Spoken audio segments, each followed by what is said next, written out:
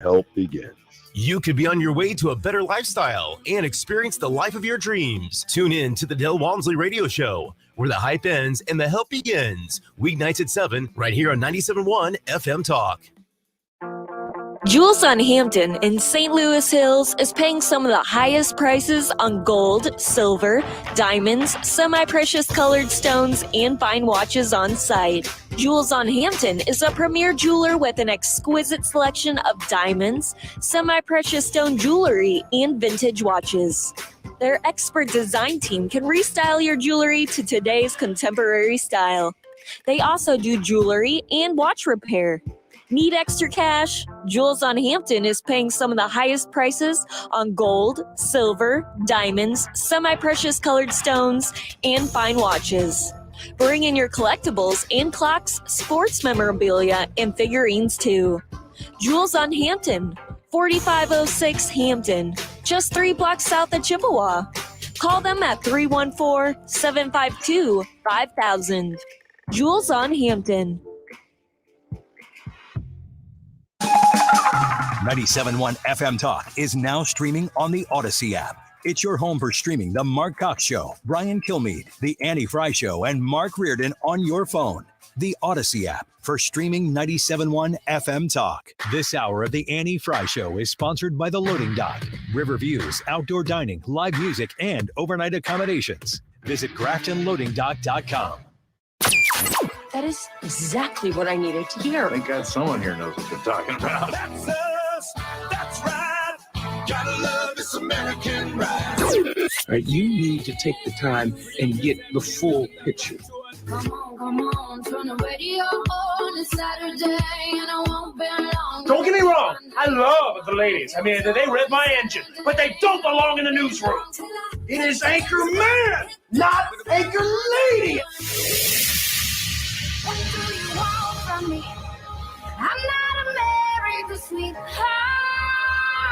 For goodness sake, kid, keep your voice down. Your father's listening to the radio. I'm not America's sweetheart.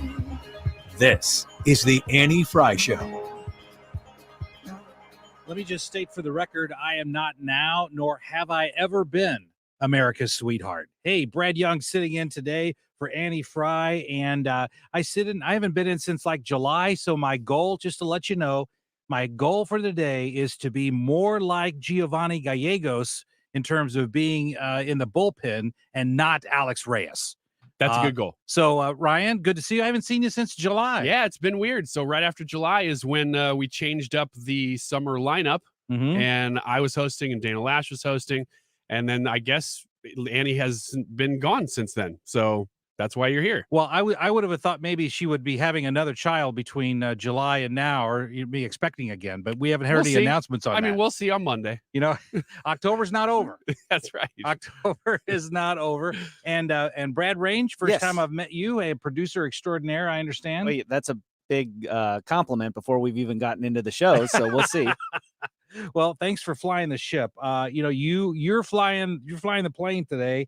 I'm just the guy that makes the silly announcements over the intercom. So that's basically what I'm going to be doing today. But we've got a lot of stuff on tap today. We're going to be talking to Grover Norquist later on in the show, which will be great because he is the president of the Americans for Tax Reform, and he's going to be breaking down the numbers from the jobs report. And it's interesting, over our shoulder here in the studio, it looks like something from NASA, but we've got a lot of these monitors up here, and President Biden was addressing these abysmal job numbers for this last month.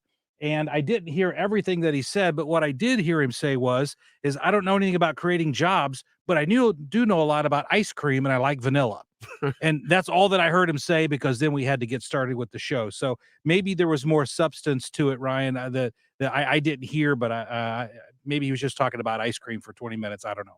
Well, his announcements have been a joke in general as far as the economy goes. I'm looking at, like you said, we're looking at all these different screens.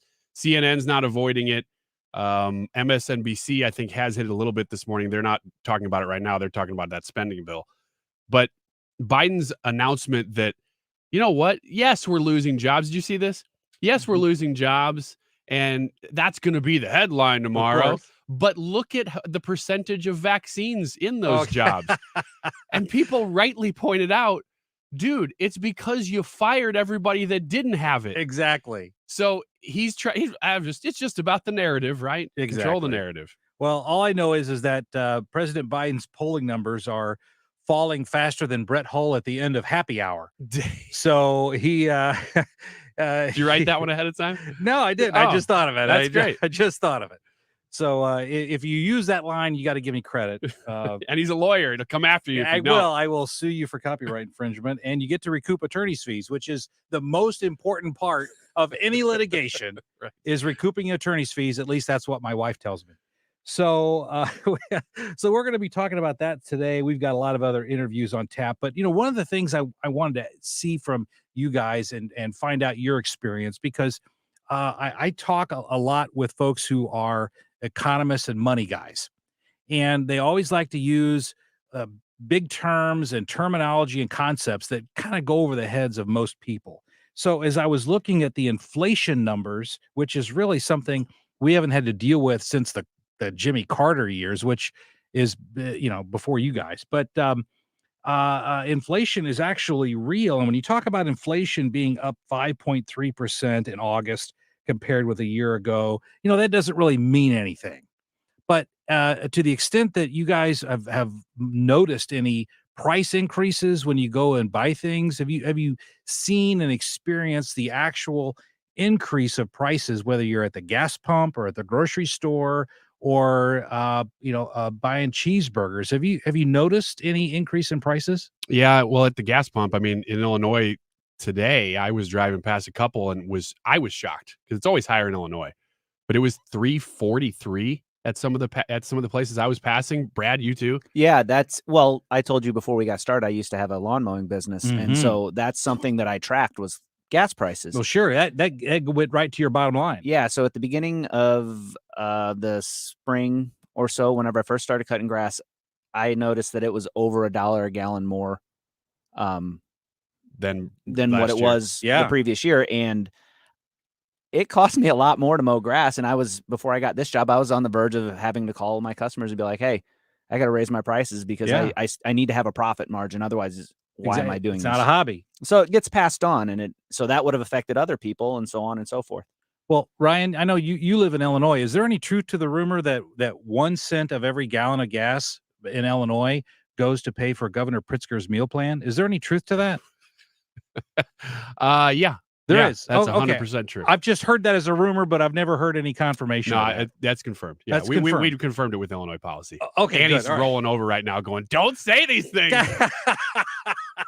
Well, you know what? When the cat's away, the mice will play. Yeah, exactly. So to answer your question though a little bit further, I mean, and this is not new.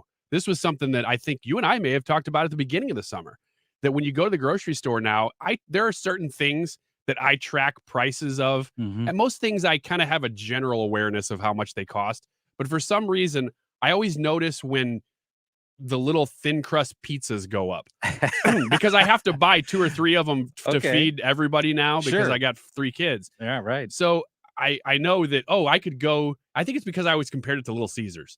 So I knew if I go to Little Caesars, it'll cost, depending on where you go, $5, $5.55, $6, right around there. If I go to Walmart though, I can get those pizzas for $5. Well, now I can't. And I've noticed that the price of the little frozen pizzas has gone up from what used to be about $2.30 for a Jack's pizza to now they're about $2.80, $2.90. Right. And they've risen actually throughout the summer. So it's those little things that when you compile them over your entire grocery bill, you're spending quite a bit more, especially if you have a big family. And it's eating into everybody's profit because last year at this time, like you said, you were spending 5% less basically on everything if you round it off. And so have you gotten a 5% raise in the last year? Most people have not. They've gotten government money probably, but not a 5% raise. Well, what I found interesting is the University of Chicago put out a study of inflation just this past week, and they were trying to phrase this in terms that most folks, non-economists, can understand. And I thought this was the best summary of where we are right now from an inflation standpoint, because they came up with a calculation that for the average American family household, and they assumed just 4 individuals in a household, that their inflation alone accounts for an increase of spending of $175 per month.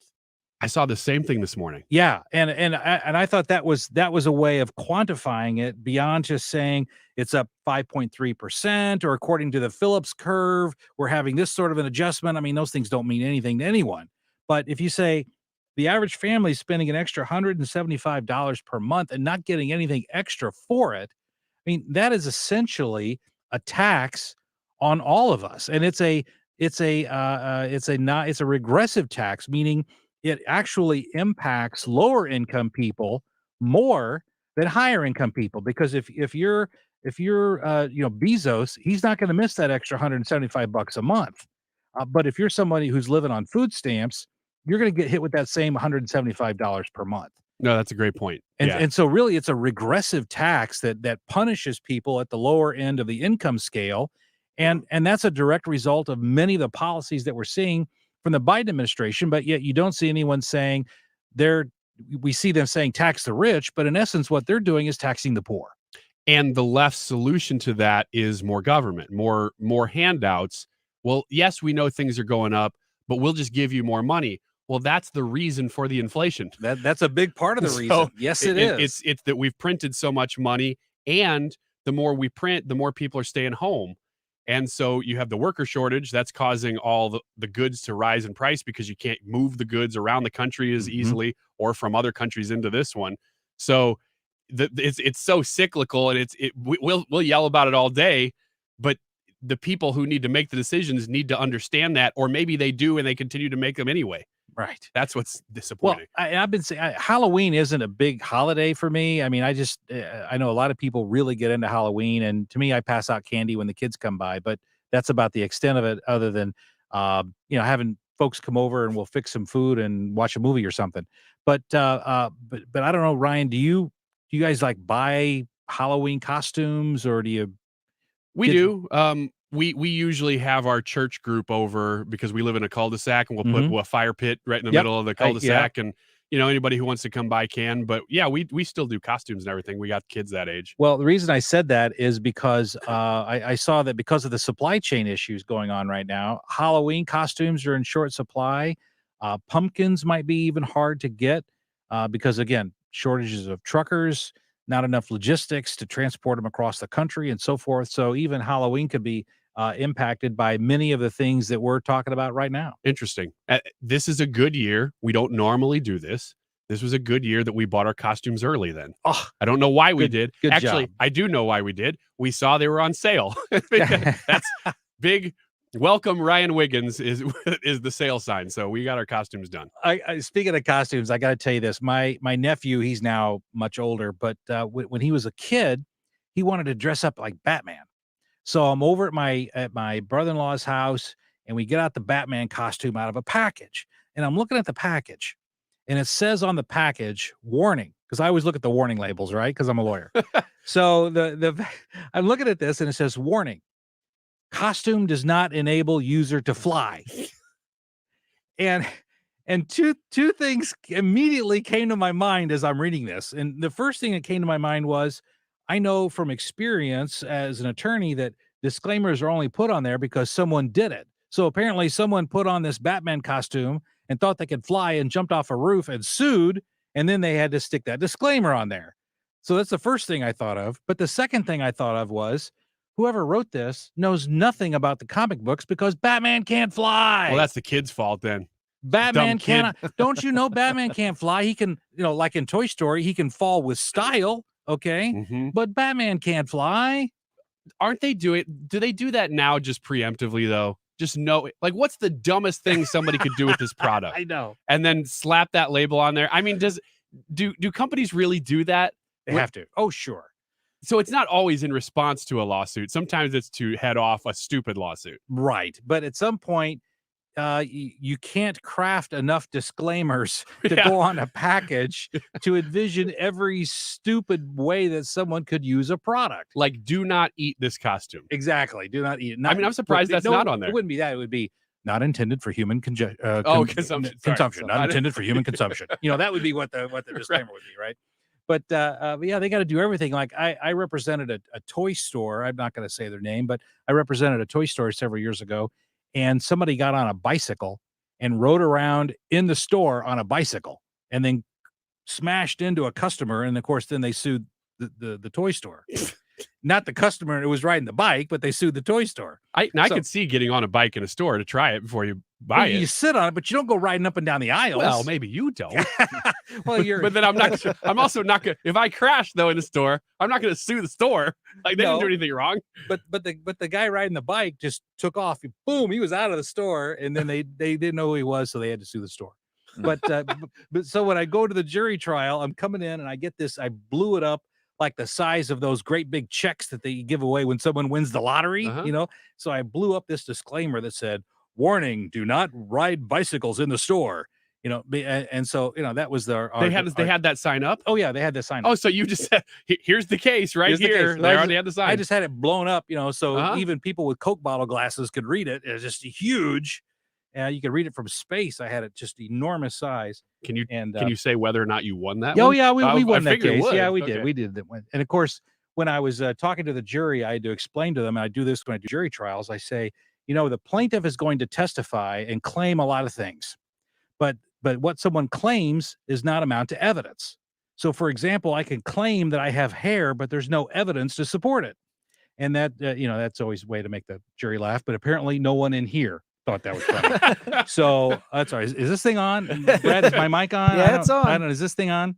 So so yes, you got to have that signage, and it's especially important for costumes, particularly for folks who don't know that Batman doesn't fly. Hey, we're going to take a break. We've got more fun coming up here on the Annie Fry Show. Stick around. We'll be back right after this on 97.1 FM Talk. This is the Annie Fry Show. Follow Annie on Twitter @Annie Fry Show. It's not about left versus right. It's about wrong versus right.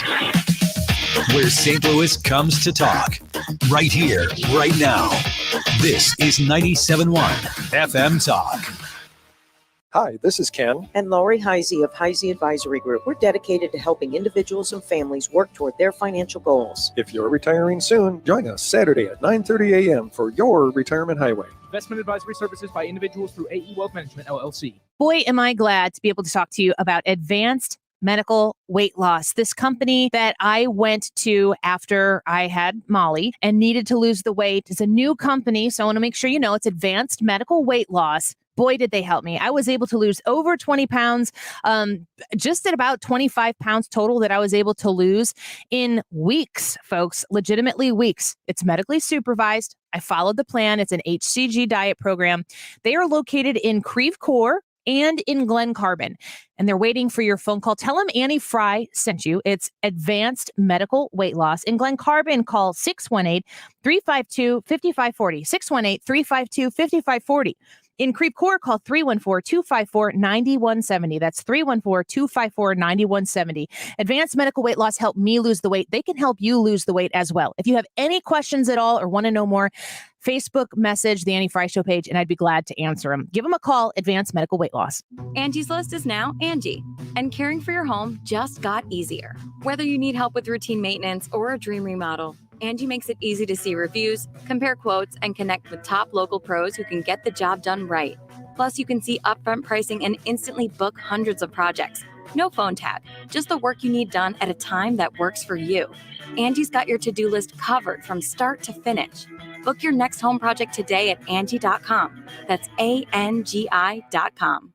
Do you have an idea for an invention, but you don't know what to do next? Call InventHelp. They've been helping inventors for 35 years. InventHelp has helped over 10,000 inventors get patents. You can meet with an InventHelp representative who will keep your idea confidential and explain their invention process step by step. And InventHelp's databank includes over 9,000 companies who have agreed to review new ideas. Call 800-217-4380. That's 1-800-217-4380. You want to retire soon, but everyone keeps telling you to wait until you're 65. After all, that's the age that you qualify for Medicare and you're close to full retirement age. I'm Marvin Mitchell, president of Compass Retirement Solutions. In my new book, Retire Early, The 9 Critical Decisions When Retiring Before 65, I discuss proper planning to help make early retirement possible. When to take Social Security, what to do with your 401k, healthcare, how to maximize retirement income, and much more. Get a complimentary copy of Retire Early by calling 1-800-743-8510. That's 1-800-743-8510. Can you retire early? Call 1-800-743-8510 for your copy of Retire Early, the 9 critical decisions when retiring before 65. Investments and services offered through Compass Retirement Group, a registered investment advisory in Missouri and Illinois. Compass Retirement Solutions is not affiliated with the U.S. government or any governmental agency. Hey, it's Mark Reardon from my friends at the Sound Room, and the Sound Room in the Chesterfield Valley is one of the first places in the entire area to carry the brand new 100-inch TV from Sony. Yes, I said 100-inch. It's the ultimate big screen experience. This triple-digit TV is something you really need to see in person. Big picture, big sound, big fun. Come visit the Sound Room's beautiful showroom in Chesterfield, right next to Amini's, to explore their Sony TVs and theater packages today. The Sound Room, online at thesoundroom.com. The Missouri Bluffs Golf Course is one of Missouri's most beautiful golf courses. And now, a limited number of home sites are available for you to build your dream home. Located on some of the most pristine, breathtaking ground in the state, nestled among the trees of the golf course, and just minutes from the Chesterfield Valley. Now is the time to tour the home sites at the Missouri Bluffs. Call Kelly at 636-288-2620. That's 636-288-2620. A Homes by Whitaker community.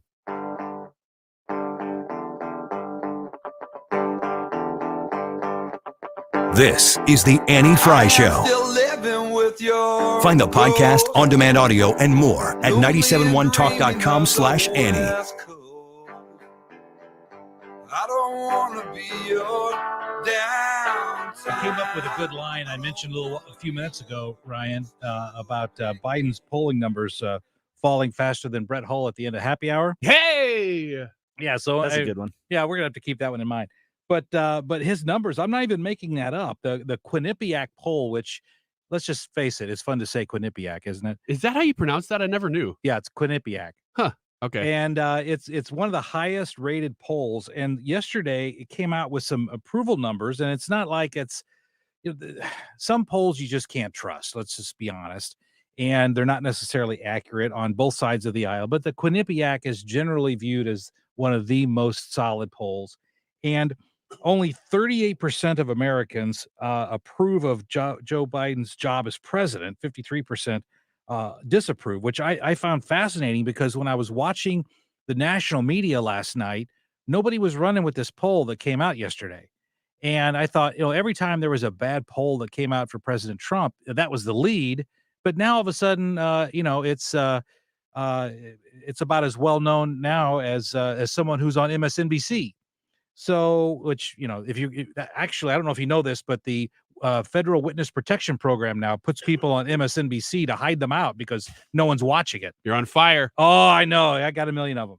But here's what I don't understand. Biden's lowest marks on this Quinnipiac poll were on immigration, where 75% of Americans disagreed with his policies on immigration. My question is, 25% approve. So who's looking at the border with these thousands of people massed at the border who are not fed, not vaxxed? It's unruly. They're not in the country. They're not out of the country. They're in this limbo. Who looks at that and says, I kind of approve of those policies? That's the part I don't understand, how someone could even take that position. Now that's very interesting, because I didn't see that data point pulled out of that poll. I've seen the polls and I watch polls like crazy, but I've not seen that. 75% of disapproving actually seems high to me. I didn't expect that issue would be polling that well for Republicans. Well, but keep in mind, though, that number probably encompasses a great deal of progressives who say we want the border to be open, and Biden isn't necessarily having an open border. So you've got. I don't know how you could open it much more. Well, because there is some. It's not just a complete open border. I mean, that's what a lot of progressives want. Interesting. And so I think you'd have that crowd coupled with the people who want an actual border protection. but 25% approve of what's going on, which to me, I'd like to talk to anyone in that 25% to say, how can you approve? What about this do you actually like? Yeah, that's a lot like the Afghanistan numbers. Because they were the same, where you'd have about 25-30% of the country going, yeah, this is fine. You go, what planet are you living on? Right. And I genuinely think those people don't actually know that stuff's happening. That's what I was going to say. It must be. It strikes me as Yeah. people who are uninformed about the situation, be it misinformed or just don't know, haven't put a lot of effort into figuring it out, and it hasn't affected them personally. Yeah, the folks who can name more of the Kardashians than people on the Supreme Court. Yeah. Yeah. Or just completely tuned out of all of it. Exactly. But that number is interesting to me because that immigration number seems higher than it has been. I wonder if what's happened is the images that we've seen over the last couple of weeks of the Haitian migrants under that bridge in El Paso, I think it was, that's kind of cracked through. And I wonder if that's affected that percentage of people who don't really pay attention, but they see something, they go, oh man, that's bad. Because that number actually does seem much higher than it has been. Interesting. Yeah. That's very interesting. And again, it's a Quinnipiac poll, so it's not biased one way or the other. The highest marks that President Biden received on everything was with the coronavirus. But even at that response, his highest number across the board in every category, his highest number was 48%. And that was for the handling of the coronavirus situation. So still underwater. So he's still 52% disapprove, 48% approve. So even on his highest number, he doesn't hit 50%. And I'm probably going to still say this wrong because I always read it, but Quinnipiac? Quinnipiac. Because I always said Quinnipiac. But It's I also Quinnipiac. said Trafalgar when it's apparently Trafalgar. Because I'm just reading these things.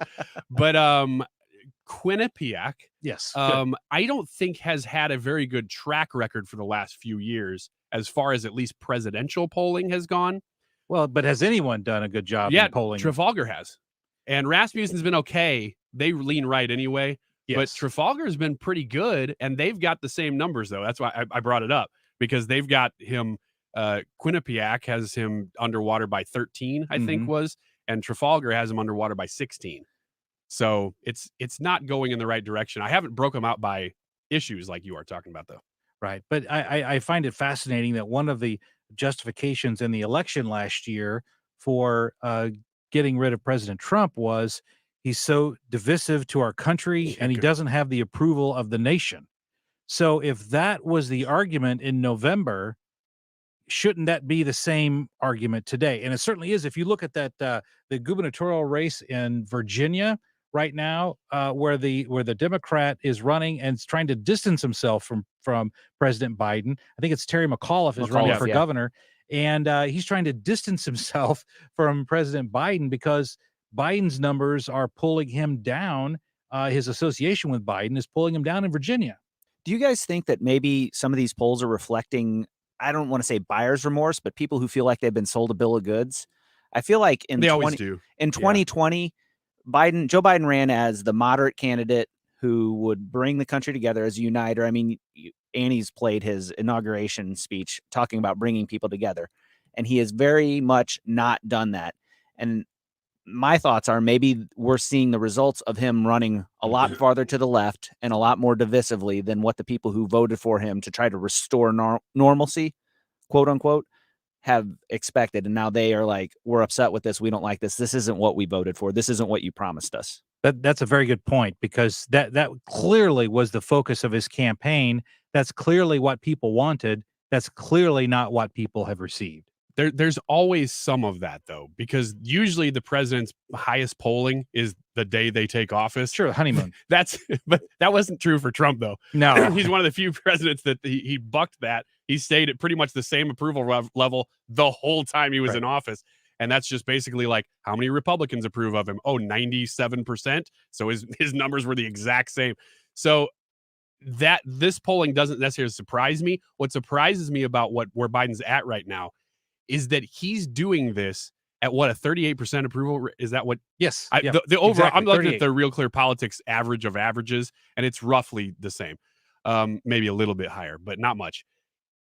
What's amazing is that he's polling this low with basically the entire media support behind him and in front of him. Trump, if any Republican had that, you'd see a historic popularity, because any support that a Republican has is despite the media. Correct. And so the average person, like we're talking about, who's in the 25% who are like, hey, immigration's fine right now. Yeah. Those people pretty much just are a subject of the media. They believe whatever's kind of out there. Not that they're trying to avoid the issues. That's just not what, they don't live that way. And so those people, they just kind of believe whatever is happening. They're just part of the stream of the world. If that 25% were convinced by the media that Trump was good or a Republican was good, yeah, you would have seen much better numbers. Unbelievable numbers. Unbelievable. But the media support for Biden is starting to erode. I mean, I think it was about 2 weeks ago on Chuck Todd's show.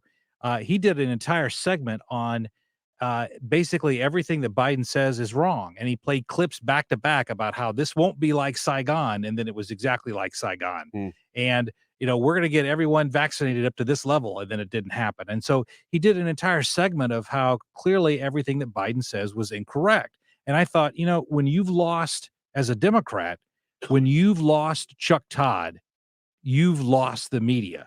Now they're still going to be in the tank for him, but even Chuck Todd, who's extremely biased, was against the president. Well, I find the timing convenient because we're not in an election year. That's true. We're fresh off of an election year. This is usually the time when the media goes, you know what, we could maybe gain a little credibility right now because it won't cost us anything.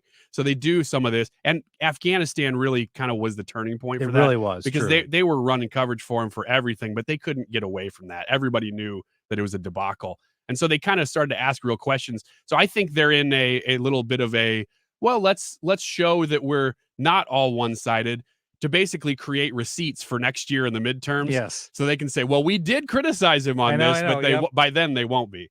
Yeah, the phrase I like to say is they made deposits in our emotional bank accounts to try to get some credibility now. So next year when they're biased, they can say, well, remember last year we were kind of credible if you winked. Exactly. If you squinted a little bit, yeah, we were a little credible. Yeah, exactly. But it's a perfect time to do it because Biden isn't even on the radar next year. He's not up for election. So I think they will switch by next year just because they'll start to support Democrat policies and, the House and the Senate more.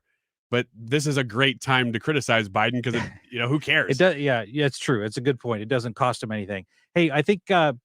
Range, I think we need to take a break here. When we come back, we're going to be coming back with Wiggins America. You're going to want to stick around for that after this. Annie Fry Show. Brad Young sitting in today on 97.1 FM Talk.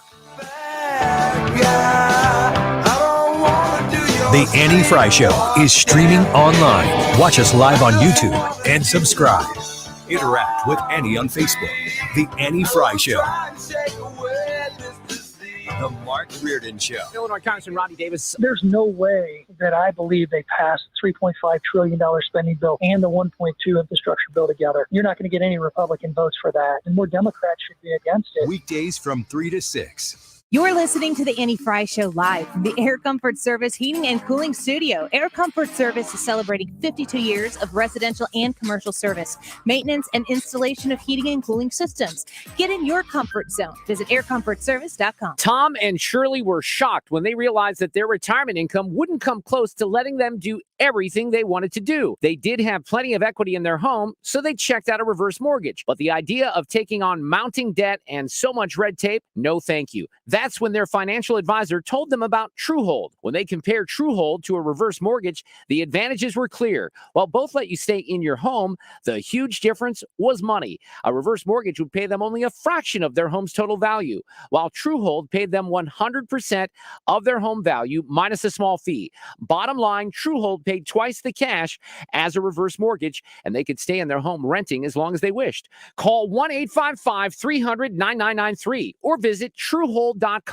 That's TrueHold.com and see how easy they make getting 100% of your home's value within 30 days. That's 1-855-300-9993 or Truehold.com. Don't miss out. Get with Truehold today. Hi, Jason Bauman here with Three Rivers Waterproofing. We install drain systems, sump pumps. We repair cracks in basement walls. You have a wall that's bowing in, we can repair that. If you have a wall that's sinking, we can repair that. We offer a lifetime warranty that's fully transferable to the next owner at no charge. We're going to fix the problem right the first time and the problem only. Give us a call at Three Rivers Waterproofing, 636-287-2098 for a free estimate, or find us on the web at threeriverswaterproofing.com. Three Rivers Waterproofing, where we specialize in wet cracks. Just because you were born with bad vision, or even if your vision's become worse over time, it doesn't mean you have to live with it. Mark Cox here from my friends at Brenton Vision.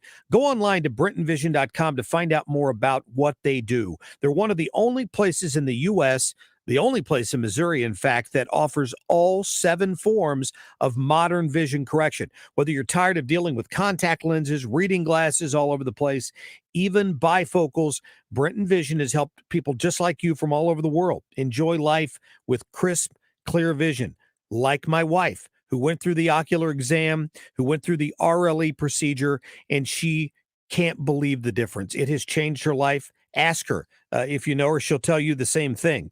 Brenton Vision can schedule you right online. You deserve to see life more clearly. Book your appointment right now, 314-375-2020, or online at brentonvision.com.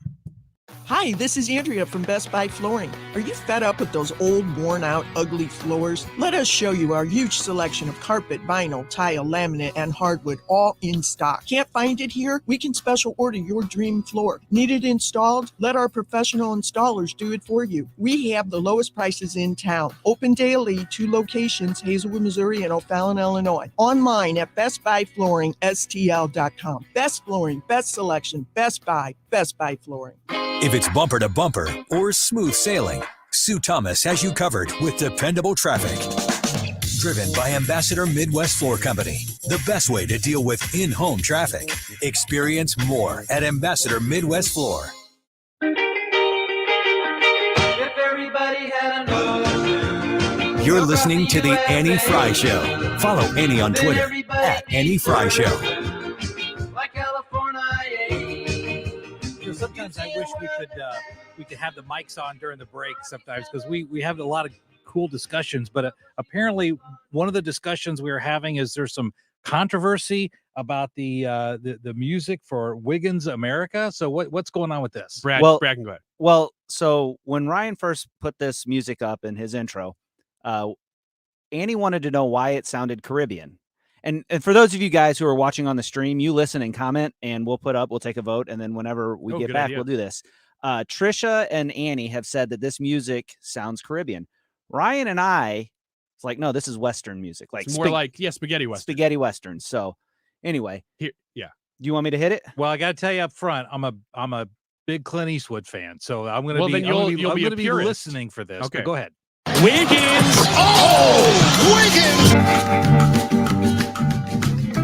Oh, there's no question. This is straight out of a spaghetti Western. Thank you. It's straight from a spaghetti Western. I will say, I understand people saying, oh, this has like a tropical feel. Yeah. Because it has that little it's the steel guitar. Yes. And the little merengue, the little shakers things going on. But thank you.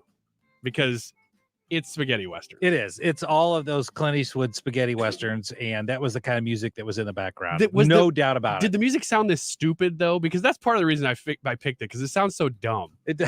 Well, theirs was a little more serious. It was a little bit slower and a little more. The word engaging comes to mind, but it was less silly. Yes. Yeah. Okay. Yeah. Okay. This has a little bit of a Disney-esque feel to it. Thank you. But okay, good. Well, now we win. Basically, we win. The point. We win. Yeah. Sure. So all three guys in the studio. Yeah, all the guys we're just go one way. We're all just saying we're all right. The votes aren't in on YouTube and the stream yet. So well, okay. As you're on the stream, put your votes in throughout this whole segment, and we'll come back to it at the end. Okay. So Wiggins America is about what's on my hand today. As you've probably seen, especially if you're on the stream, I have bandages all over my arms today. That is because I got tested for natural immunity today. Really? I did. I don't know the results yet, but I went in to get the test because I've been talking about it so much. You and I think we talked about this a little bit at the beginning of summer. We did. But I don't remember where you stood, and the vaccine mandate's new since then. Right. But what we were talking about during the summer, I remember it, what we were discussing was how whenever people are asking if you're vaccinated or not, or if you're going to be asked to provide proof of vaccination, if you've already had COVID and you have natural immunity as a result of getting over COVID, then actually you're in at least a good of a spot as someone who's been vaccinated, if not better, and yet you're discriminated against because you haven't actually had the jab. So that was part of our discussion during the summer. And there are more and more studies coming out that show this. And oddly, they're not government studies. Why isn't the government studying natural immunity? I don't know. Oh, I do. Okay. I guess I kind of do know. Of course you do.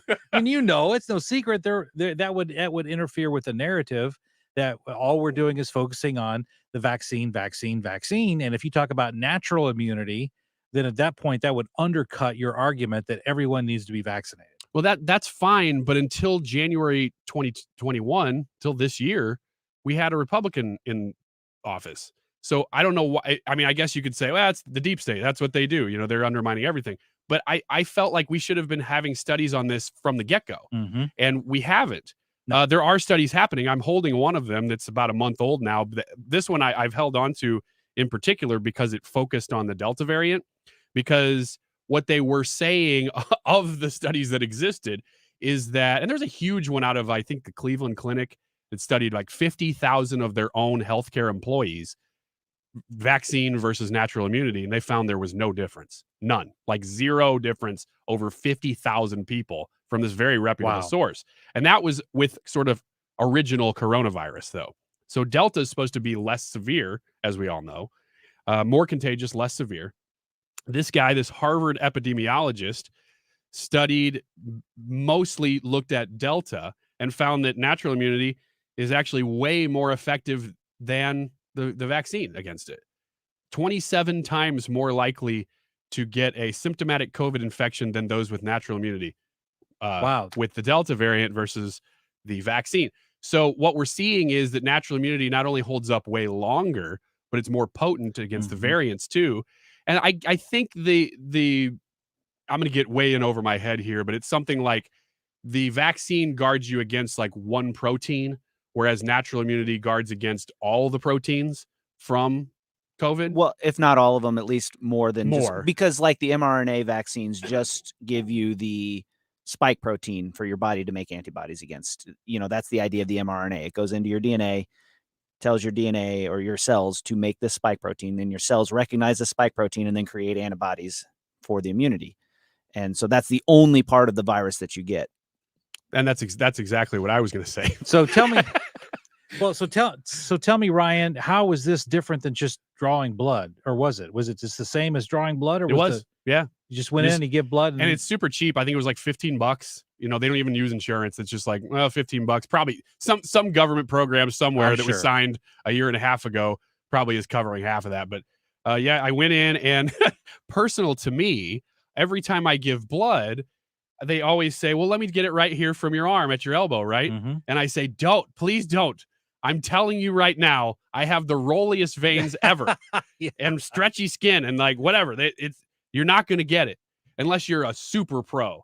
And they're like, and everybody's like, well I'm a super pro. I'm the one that can do it. Yeah. So it's like telling them that is the worst thing to tell them, because now everybody's like, well, I'm up for a challenge. I do this all day. My ego's on the different line. And then after 45 minutes of them drilling like an oil prospector in Texas. Oh my gosh. Yes. I tell them, look, you guys start with the hand. Just go with the hand. And they tell me, but sir, it hurts worse with the hand. Yeah. And I'm a super professional. So I had to let her do her thing, sticks it in the arm, digs around. I can't watch it. I can't. I let them do it. I turn my head the other way, but I can feel it. They're moving it around. Oh, and I say, that's a bad feeling. I'm like, lady, I'm giving you 20 seconds and you got to pull that thing. And she's like, all right, give me 20 seconds. Doesn't get it. Oh, that's a bad So that's why I'm wearing this thing. So I always go straight to the hand. But yeah, I mean, it was just like one vial. And they told me I'll have the results by tomorrow. So if I would have known that, I would have done it earlier in the week so I could actually get the results live with you. But I thought you were gotten into a fight at McGurk's. I wasn't sure what that was. because I'm Ryan not was- left-handed. That's right. Ryan was taping up for a boxing match. He's a pugilist, Mhm. and he was taping up, and we just interrupted him midstream. It's like, no, you got to come in and do the show. Yeah. So I think I may have, looking back at the history of you and I talking, I don't remember where we were with this, but my wife got tested for this over the summer, and don't remember if we talked about that. But they said if you're above a 0.8, you remember this? I do remember the conversation, but I don't remember the numbers. I just remember it was enormous. So fill us in again. Yeah. If you're below a 0.7, you don't have immunity anymore. If you're above a 0.8, you do. Her number was about 1,300. Yeah. Wow. I mean, that's amazing. Exponentially higher. So I'm waiting to see. It's a robust immune response. Thank you. Yes. So if this results come back and you're below a 0.8, is that going to change your behavior in any way? I don't know. Good question. I'm perfectly willing to report that it's not there. Because people have asked me that. Well, what happens if you get it tested and it's not there? Well, I don't care. I'm getting tested to find out. Right. If it's below a 0.7, I'll report that it's below a 0.7 if I can get the words out because I talk for a living. But if it's above it, obviously nothing changes. Right. And I can say all day what Rand Paul's been saying all year, which is, why are we not talking about this? But that doesn't really regardless of my outcome, it doesn't really change the point that natural immunity exists, regardless of whether I have it or not. Right. And it should be considered in the conversation, and it's not. Well, and I mean, even if you look at European countries, they're addressing their vaccine strategies accordingly. I want to say Israel, I could be wrong, but Israel's only doing one shot for people who have had COVID and convalesced. I think you're right. Yeah. So they are acknowledging it as something. They see vaccine plus natural immunity as the best. That's what a lot of people say when you kind of drill down on them. But it's just alarming to me. I mean, even in my own life, I've got cystic fibrosis. Yeah. And I love my doctors, but they said, well, why don't you get vaccinated? And I said, well, I have natural immunity.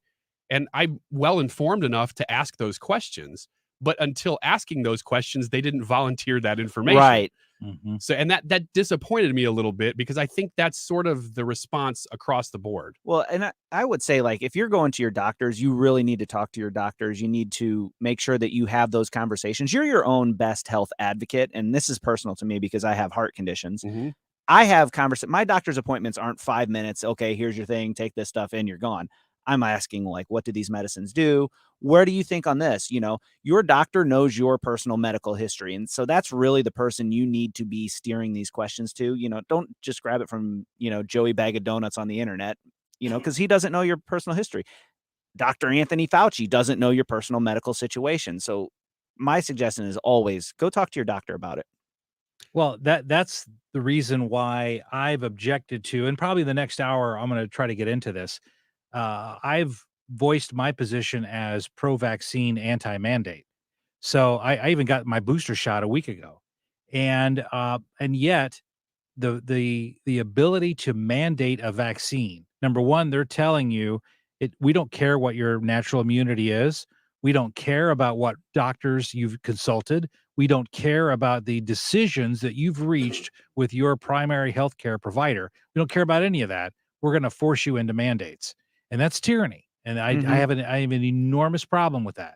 And so in the next hour, we're going to talk about how, at least from my perspective, legally, the government is clearly going beyond their constitutional authority when it comes to all of these vaccine mandates that come from the federal government. So I'll break that down a little bit next hour. But one of the things that jumped out at me when you guys were talking about this immunity situation is, as we're coming up now in the flu season, Dr. Scott Gottlieb, he's my go-to guy to get information from. I see him a lot on CNBC. He's a former FDA commissioner, a very solid guy. He's on CNBC regularly.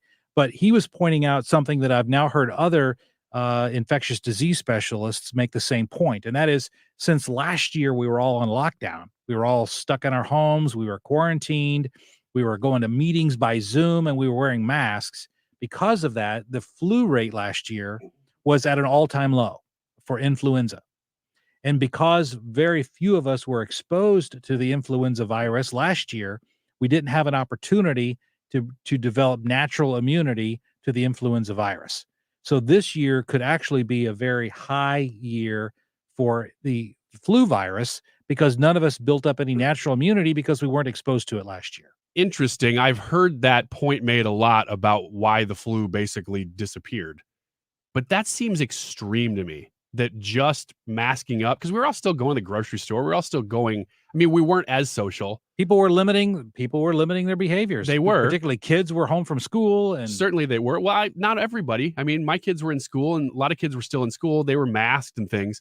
But it just seems surprising to me that you would, I mean, we're talking about almost the elimination of the flu last year. The numbers were so ridiculously low that it just seems surprising to me that you could get the flu numbers that low by just doing what we did. Because, I mean, everybody's still I still got colds outside of COVID. So why not the flu? You know, I mean, I got a lot of questions about that. Okay. Well, we need to have on an epidemiologist then to talk about that. We can ask him those questions. But this year, it could be a very high year for influenza. But interestingly, Ryan, to your point, is since we are getting back to whatever the new normal is, we're getting back to that. I'll be very interested in tracking the influenza virus this year, because if it stays at a historical low, then to your point, it can't be because of masking or isolation, because we're doing much less of that this year than last year. And yet if we see increased levels, I think we can reach the conclusion that perhaps those two topics are related. And I'm really looking forward to, do you know what time you're talking about this, the legal aspects of the vaccine mandate? Well, we've got an interview coming up certainly at 1:07 today. We're going to be talking to Grover Norquist. He's the founder and president of Americans for Tax Reform. And we're going to be breaking down the job report numbers. But after that, I want to get into this concept of, does the federal government have the delegated authority to issue vaccine mandates, and how I think they're doing an end run around the Constitution with the current policies in that regard by trying to require employers to do what the federal government cannot do. Yeah, I'm looking forward to that conversation. So we'll dive into that. Brad Young sitting in this afternoon. We've got lots more coming on today. We're going to be talking to Kevin Wheeler. We're also going to be talking about critical race theory with Mike Gonzalez from the Heritage Foundation. Lots of things going on today on the Annie Fry Show. Brad Young sitting in here on 97.1 FM Talk. We'll be right back. Stewart's American Mortgage. You can call Stewie. You can text Stewie at 314-324-4440. That's 314-324-4440. When you reach out to Stewie, you are going to be able to find out how the bagel loan is going to work for you. And what is the bagel loan? The bagel loan is your key to a lower interest rate on your mortgage, or a lower monthly payment, or potentially a lower amount of years left on your mortgage that you're going to have to pay off. Think about all the interest that you're going to save in that process. Stewie is available by phone, call, or text 314-324-4440. That's 314-324-4440. I myself have used the bagel loan twice. And why would I use it twice since 2019? Because rates continued to go down in that amount of time. And when you use the bagel loan, it doesn't cost you anything to do it. So why not do it twice if I can get a better deal? If you're making a home purchase, or if you want to do a refinance or a cash out refinance, 314-324-4440. You can find them online at stewartsamc.com and MLS number 226715. Hi, this is Ken. And Lori Heisey of Heisey Advisory Group. We're dedicated to helping individuals and families work toward their financial goals. If you're retiring soon, join us Saturday at 9:30 a.m. for your Retirement Highway. Investment advisory services by individuals through AE Wealth Management, LLC. Updating your home with James Hardie Siding has never been more popular. With all the options available, you need a partner to ensure you maximize your investment. Siding Express is ready to refresh the appearance of your home or totally transform the look by installing Hardie shake, board and batten, lap siding, or a stone accent to make it your dream home again. Siding Express is an elite preferred James Hardie contractor. They also carry Anderson and Marvin windows and doors. Need ideas? Go to sidingexpress.com and schedule a free, no obligation consultation today. Ask about winter promotions. Need a break from the sound bites and the talking heads? Do you want information you can actually use? Information that'll change your life for the better? Then listen to the Del Walmsley Radio Show. Listen to the Del Walmsley Radio Show this Saturday afternoon from 1 to 2 p.m. on 97.1 FM Talk. There's a silent disease plaguing Missouri, and it affects 1 in 5 Americans over 60. It's called PAD, short for peripheral artery disease. Symptoms include leg cramps and numbness, cold feet, and foot sores that don't heal. Left untreated, PAD can result in limb amputation and shortened life expectancy. Modern Vascular has opened a new clinic in St. Louis and is now helping patients in our region treat their PAD using minimally invasive, state-of-the-art procedures. All patients are seen in a sanitized outpatient facility by doctors and medical staff that specialize in lower leg revascularization down to the toe, and Modern Vascular accepts most insurances. Your leg pain could be an early warning. Listen to it. Visit modernvascular.com and take an easy online quiz to determine your risk level. A nurse is available now to answer your questions by phone. Visit modernvascular.com. KFTK FM Florissant, driven by the Bommarito Automotive Group, 97.1 FM Talk.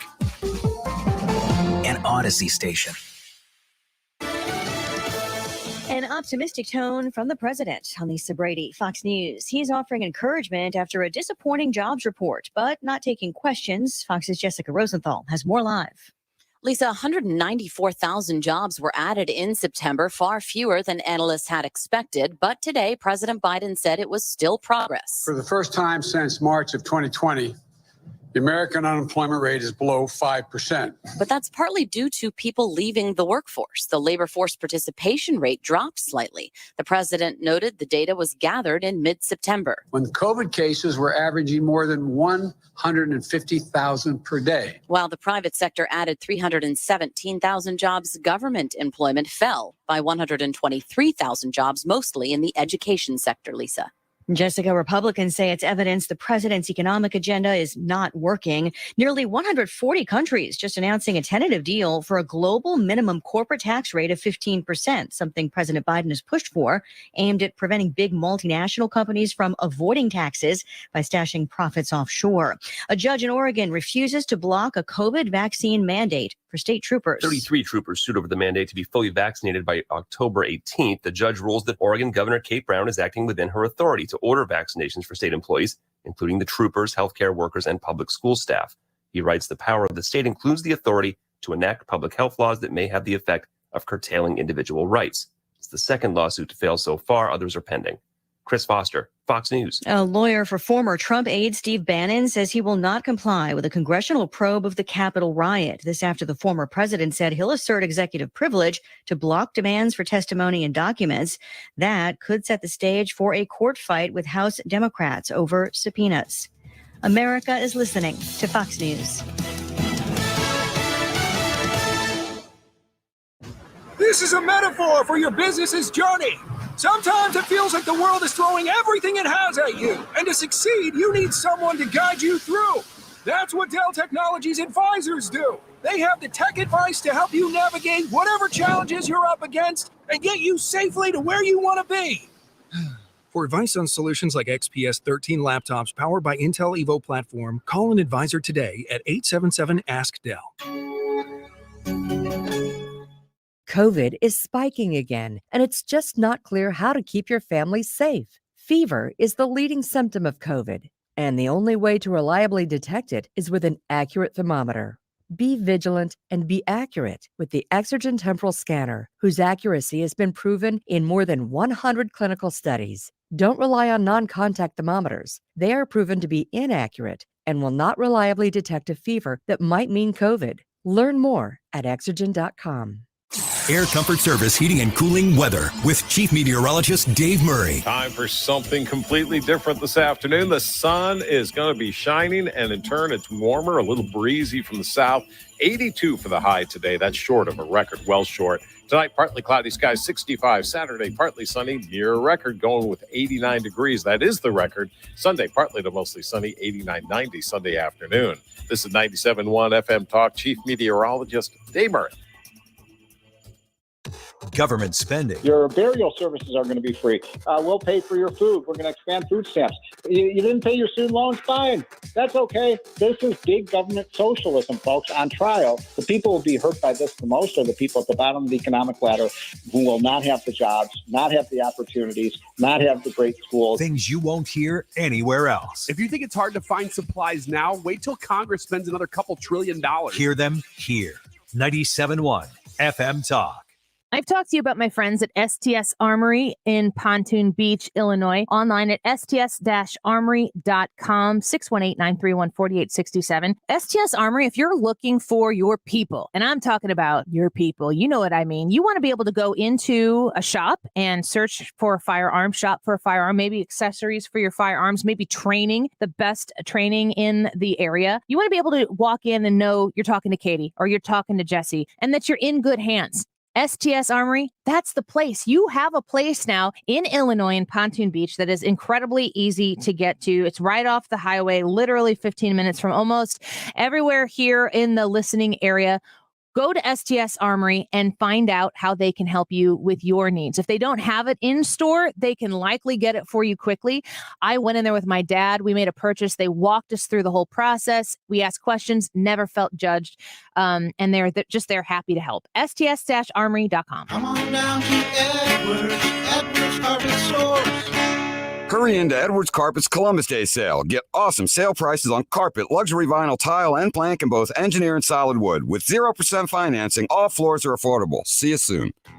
We've done it again. Golden Oak Lending has dropped rates even lower. I'm James Hawkins, president of Golden Oak. With a 1.875% rate and home values up, you can get more cash out now. Call 314-567-GOLD today and make no mortgage payments until next year. Golden Oak Landing, short my blue. NMLS 114937, 1.875% fixed, 2.952% APR, FHA 15-year mortgage with 20% equity and approved credit. Hi, this is Lance Drury. If you have payroll tax problems, you have serious legal problems, you need an attorney. Call 314-260-6120 or toll free 888-367-6512 or visit LanceDruryLaw.com. Hey, it's Mark Reardon for ThrottleNet, and if you need new IT service and you're a small business owner or you just need better IT service, why wouldn't you check out ThrottleNet? They won Best in Customer Service from Small Business Monthly this past January, Best in Cybersecurity in Small Business Monthly in February.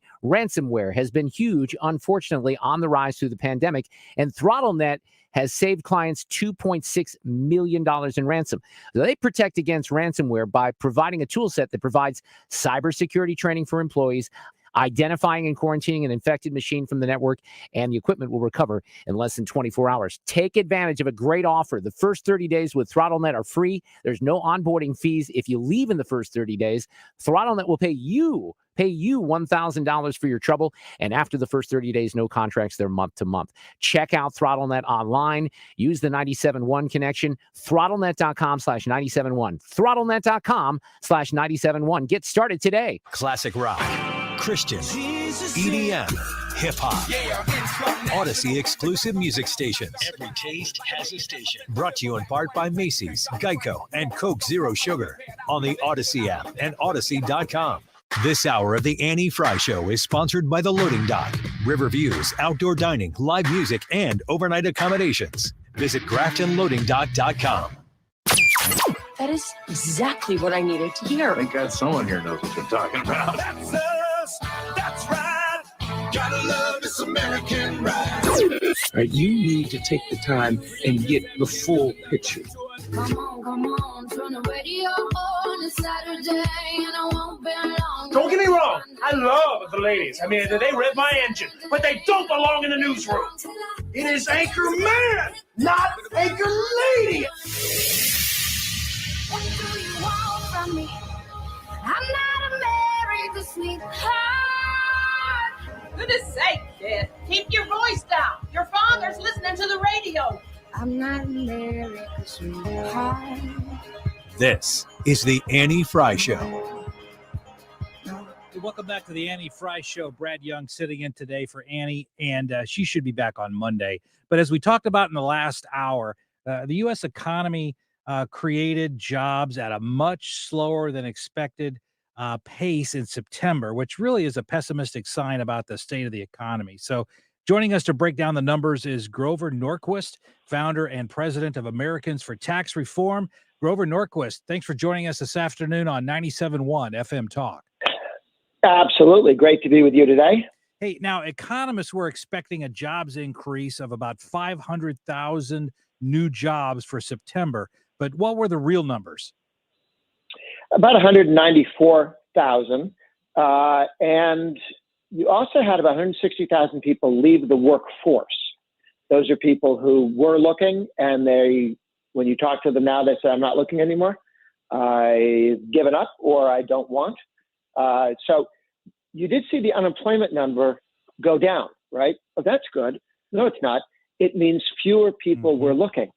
The number of people not with a job who wanted a job got better because the number of people looking for jobs, the discouraged workers, were fairly high, about 160,000. So this is bad on all levels.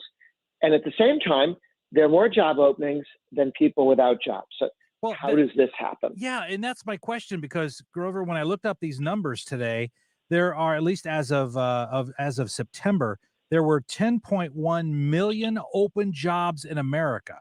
So if there's 10.1 million open jobs, how are people, number one, not finding work? And number two, how is it that people are leaving the workforce and not being counted in the unemployment rate if there are literally more open jobs than there are unemployed people?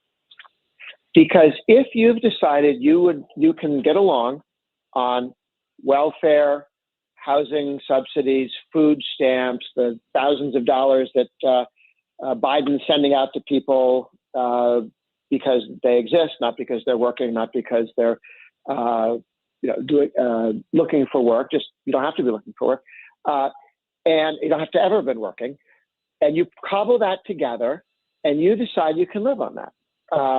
And you don't have to get up in the morning, and you don't have to argue with traffic. You don't have to buy clothes for work. You have to pay someone a lot of money to compete with free money, which is what welfare is, untaxed money. And it's not one welfare plan. There are several hundred welfare plans in the United States federal, just little, means-tested welfare programs that go out in different ways. And it's gotten to be so high, and there's no cap to how much you can get. If you cobble it all together, there's no limit to how much you can make. And in some states, you've got to make quite a bit of money after tax to do as well as somebody who's working at getting welfare, not working. And so there are people who are quite happy where they are, and they may say they're looking. That might get them unemployment insurance, or they may not be looking at all. And that's those people who have simply decided we're leaving the workforce. And that's why you have a lot of jobs that are open that wouldn't be open if free money wasn't available courtesy of Biden. I was just thinking of the great quote, and I'm paraphrasing the great quote from Margaret Thatcher, who said, living on other people's money is great until the other people run out of money. We're talking to Grover Norquist, founder and president of Americans for Tax Reform. And it occurred to me that both President Reagan and President Trump knew the recipe for creating jobs. And that is, it's not complicated. Reduce tax rates, give businesses a financial incentive to expand, and cut the needless and overbearing regulations that slow business growth in every sector. But isn't President Biden doing the exact opposite? He is, and he's getting the exact opposite reaction from workers or non-workers. Trump expanded the amount of drilling in the United States, the use of fracking, which is getting more oil out of the same ground. And you saw the price of energy during his presidency drop, not by having price controls, which is what they do in much of the third world. They have very inexpensive energy in some places in the world, but it's price controlled, and that's why it's tough to get gasoline in Iran and Iraq. But when you do it by producing more and building pipelines so we can bring in all that lovely oil from Canada and do that, then the price of energy goes down. One of the first things that Biden did was approve a pipeline so that Soviet Union, Russia, could sell gasoline, natural gas to Europe to make it more dependent on Russia. Dumb strategic move. Also makes Russia richer. Russia's, he's been worth tens of billions, hundreds of billions of dollars to Russia in that. But in the United States, they destroyed and decided not to have pipelines that brought stuff in from Canada that we were counting on, that Canada was counting on.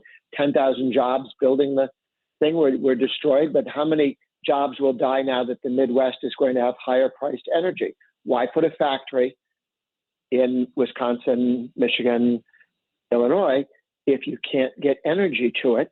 And that's much more difficult because he destroyed the pipeline. So Biden has done many things to increase the cost of gasoline, home heating oil.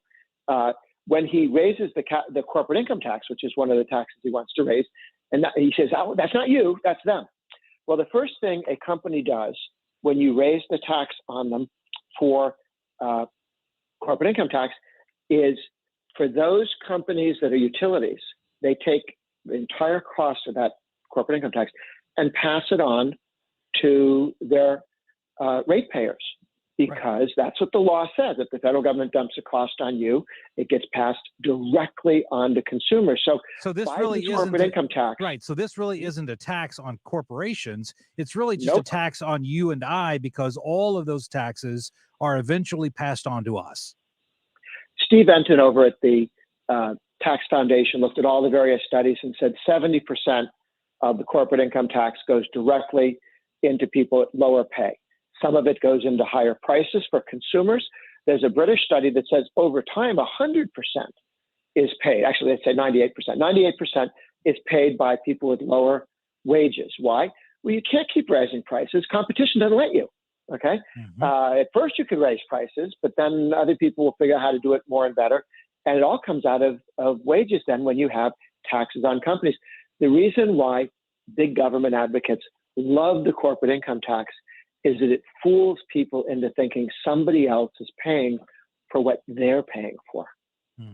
Well, and we just saw the big announcement today, Grover. And again, we're talking to Grover Norquist, founder and president of Americans for Tax Reform. The announcement today that world leaders have reached this landmark deal on a global tax rate of a minimum of 15%. And as you've just explained, all of those taxes aren't really going to be paid by any corporations. They're simply going to be passed along to consumers. And they're setting up OPEC. They're setting up a cartel of taxing authorities, countries, kind of like when the mafia and would all get together in upstate New York and carve up the territory and decide what prices would be. If you're trying to do something like that, you don't want competition. You don't want Texas, Florida. It's same size in terms of people as New York, okay? Florida state and local government cost half as much as New York, half as much. If you're in New York, first of all, government's not any better in New York than in Florida. It's just more expensive. And over time, people leave New York and move as we've been seeing, leaving Illinois, leaving New York, leaving the traditional blue states and going to lower tax rate red states. Tesla announced this morning that they're moving to Texas from California. Absolutely. Yep. Absolutely. Hey, the $3.5 trillion Build Back Better plan is, at least from the perspective of most analysts, is pretty much dead in its current form. But just for purposes of discussion, Grover, let's assume that this zombie bill comes back from the dead in a smaller form. But how would the massive tax increases necessary to fund even a smaller version of this bloated bill, how would those massive tax increases cripple the U.S. economy? Well, here's what Biden and the Democrats want. They want to take the corporate rate up so that when you add the federal and the state corporate rate together in the United States, in every state, our corporate income tax would be higher than what a business faced in communist China or in Europe. Okay. So if you are making a decision based on how much the government was going to steal of your profits, you would avoid Biden's America and build your plant in China or Europe. That's what he's doing to us. Then the capital gains tax, Biden wants it to be twice as high as China's. China would be 20, we'd be about 40. So if you were going to invest in one of those high-tech companies and you wanted to see the value go up quickly and get your rewards and capital gains, you would invest in China technology, not Joe Biden's America technology. It is driving jobs and investment out. And you're already seeing that in the lousy economy. It's not that people have yet started building the factories in China, but they're not building them here until they see how bad that bill is for the American people and for businesses that invest in the United States of America. He wants to have 87,000 bureaucrats over at the IRS, more IRS agents, $80 billion being spent. And the IRS has told us what they're going to do with that. They're going to go after small businesses.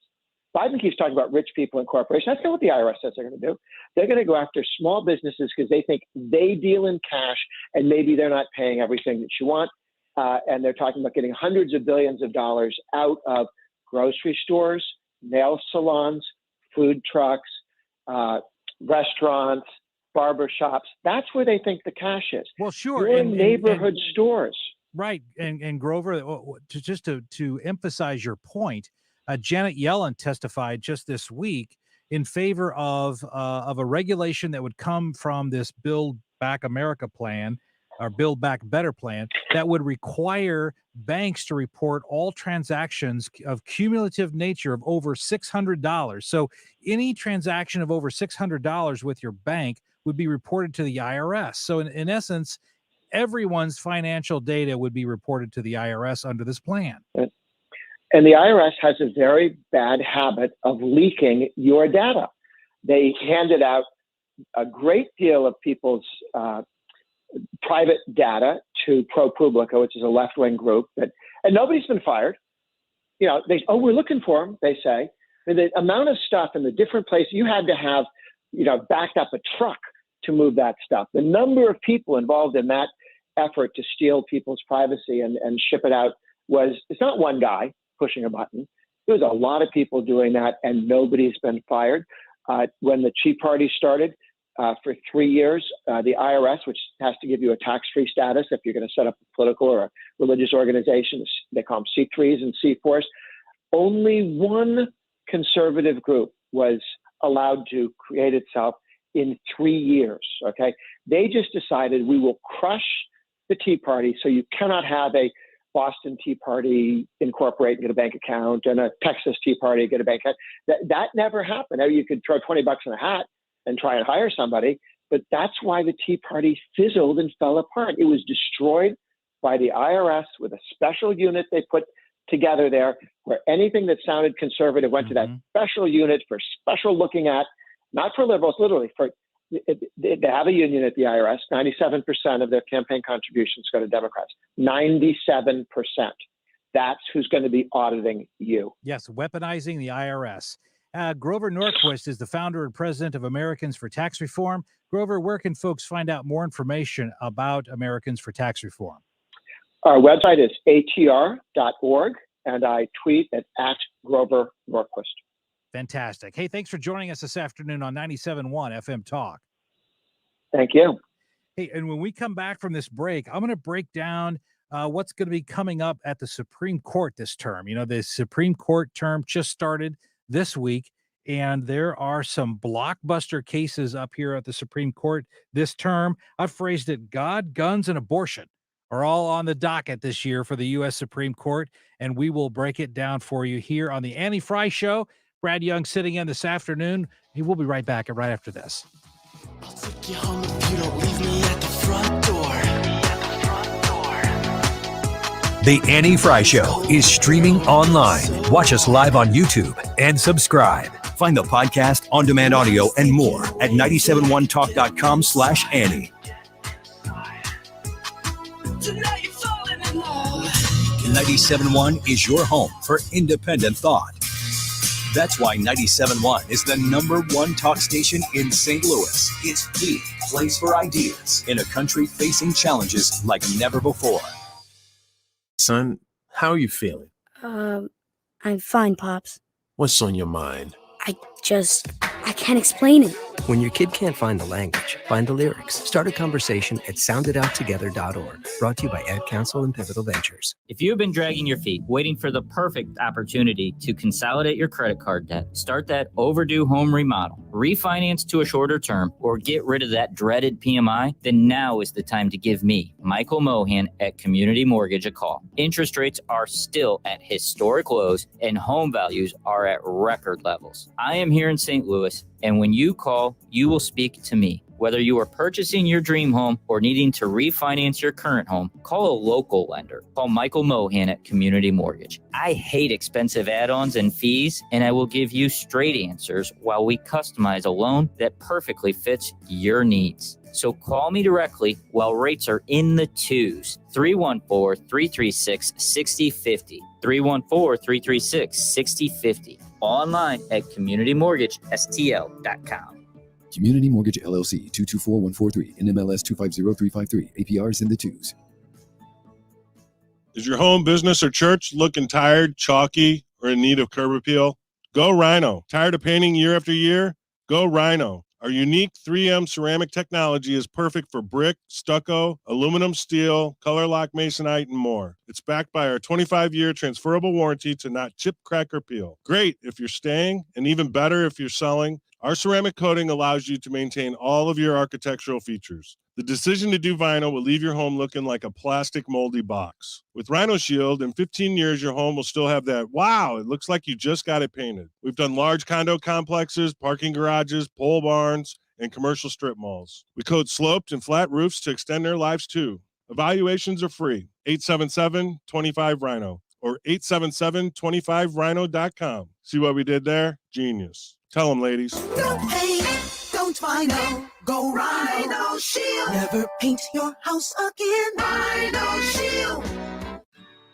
The Med Spa at the Institute of Natural Health understands how difficult it is to maintain healthy skin and how much this can affect someone's life. With the right combination of treatments and products, they can help you keep your skin looking healthy and more youthful, while also reducing and preventing damage. Take your first step towards healthy skin at the Med Spa at the Institute of Natural Health. Visit them at inhstl.com or call to schedule at 314-293-8123. That's 314-293-8123. The Missouri Bluffs Golf Course is one of Missouri's most beautiful golf courses, and now a limited number of home sites are available for you to build your dream home. Located on some of the most pristine, breathtaking ground in the state, nestled among the trees of the golf course, and just minutes from the Chesterfield Valley, now is the time to tour the home sites at the Missouri Bluffs. Call Kelly at 636-288-2620. That's 636-288-2620. A Homes by Whitaker community.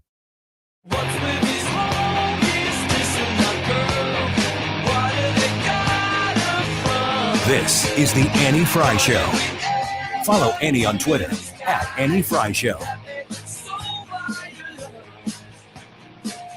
Welcome back to the Annie Fry Show. Kevin Wheeler's joining us this afternoon here on the Annie Fry Show. Hey, Kevin, what's going on? Well, not a whole lot, and not a whole lot of baseball in St. Louis, right? Well, I know. I to be honest with you, I still haven't recovered from the trauma of the loss against the Dodgers. But producer Brad here's got a question for you about Reyes, I believe. Yeah, Kevin, I just had a quick question because whenever I saw that they were bringing in Reyes, that's when my heart sunk. I was very confident about that game, and I got more confident as the game went on because we were staying in it. And usually, when you let the underdog stay in it, it doesn't work out well for the favored team. But when I saw Reyes come in, my heart dropped. And I'm just kind of wondering, did Mike Schilt, because I never caught the post-game press conference, did he ever explain why he went with him instead of, say, a Flaherty or a Dakota Hudson or somebody like that? Yeah. I mean, he number one, he went to the fact that Reyes strikes people out. So, that was one of the ideas they wanted to have in play there was somebody that could get swings and misses, which is really not Dakota Hudson's thing. It can be Flaherty's thing. But I also think that, a lot of it was just that he'd seen more of Reyes throughout the year in those spots. I mean, how many times in his life has Jack Flaherty ever come into a situation like that in the bottom of the ninth inning? How many times has Dakota Hudson done it? I mean, it's not rare. I think there were some people that were, asking about why not Genesis Cabrera? Why wouldn't he have started the inning instead of McFarland and all that? I mean, that's fine. But we also know he had the finger problem last week, and he was fine. I mean, he was healthy. He was on the playoff roster, but it was one of the questions. And then you had Cody Whitley, who has very little big league experience. And by the way, I'm not trying to justify the choice from my opinion. I'm just telling you the way that he was looking at it. And you saw a guy that has 29 saves for you, and at one point had 24 saves in a row. And I think that most of us that kind of, like you said, Brad, that held our breath a little bit, the second half wasn't good, right? I mean, we saw, these big situations late get away from Alex. We saw inconsistency where he might get a couple of good ones in a row, and then you had another rough one.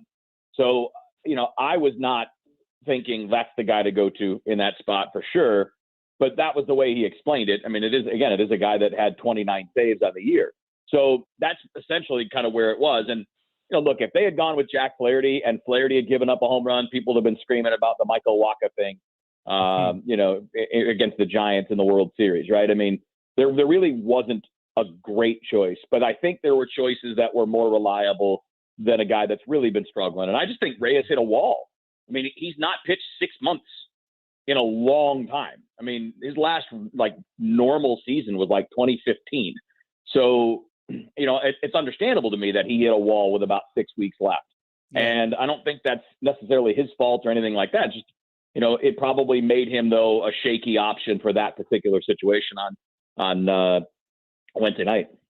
Well, the St. Louis Blues are opening their season wheels. I believe it's a week from tomorrow against Colorado. Yes. How have the Blues looked during preseason? Because I got to tell you, I've not been tracking them because I've always, when I'm watching baseball, I'm so zeroed in on baseball that I don't get to watch other things until baseball season's over. So how have the Blues been looking in preseason? Yeah, mixed. I mean, but I don't think anything's too surprising, to be honest with you. I mean, it's hard to judge based on results in the preseason. Just you're not using your normal lineup the whole time. You're trying out new players, all that kind of stuff. So, I mean, it really is if you're looking at the record, what did I think they're 3-4, but or 3-1 is what it is. Yeah, because one of the losses was an OT. Nothing there bothers me, surprises me, anything like that. I mean, it's like spring training or any other preseason. The result doesn't really matter. What I really like about the team and what we're seeing is they're relatively healthy, especially on the forward side of things, and they're really deep when it comes to the forward group. I mean, Jeremy Rutherford had a really good piece in The Athletic a few days back outlining the potential forward lines and how they could look going into the year. And, at this point, you have Vladimir Tarasenko looking like he might be on the third line, and if you've got that player, and not just him, I mean, it's a good line all across the board too. It's not just him down there. I think he had it set up so that Thomas is the center on that line. So, I mean, if you're looking at guys like that on your third line, you're going to be pretty good. I like the forward depth. I think they're going to be good there. There are some questions about how the defense is going to shake out. They have some good options. They got the rookie Perunovic, who's looked pretty good and has gotten a little bit of power play time on the second unit. So it should probably sort itself out. But I'd say that's probably that, and backup goalie, and see if Billy Husso can be a little bit better this year than he was last year, are probably the biggest questions. But I think forward depth is their biggest strength. Well, you mentioned Vladdy, and I want to come back to that, Wheels, because at least from my perspective, is he the biggest question mark hanging over the Blues as the season starts? He's one of them, yeah, for sure. I mean, we all know that he asked to be traded, and when you're talking about a league where almost every team is butted up against the salary cap, it's not exactly easy to move the kind of salary that he has, especially when you're talking about a player that missed most of the last 2 seasons. He played 10 games in 2019, 2020, and he played 24 games last year. I mean, regular season. So, he's got to prove to people that he's healthy before he's going to be a valuable trade piece. So instead of just giving him away for nothing, which again, I don't think they're going to do. That's just not Doug Armstrong's way of doing things. I mean, he always wants to get some kind of value when you're giving up a guy that, is a 30, 35, 40 goal scorer when he's healthy. So, I think what we're looking at here is maybe assessing this closer to the trade deadline. I mean, I know trades could happen earlier than that, but typically they don't happen real early in any professional sports season. But if he can go out there and show he's healthy and score some goals, you might get some, equal value for him if he doesn't decide he's okay with staying. Hey, we're talking to Kevin Wheeler, and we're 1 month into to the NFL season, and it looks like viewership is up about 17% compared to this time last year. Kevin Wheeler, how do you explain this increased viewership? Well, I mean, the number of things go into it. I mean, first of all, numbers fluctuate a little bit from year to year anyway.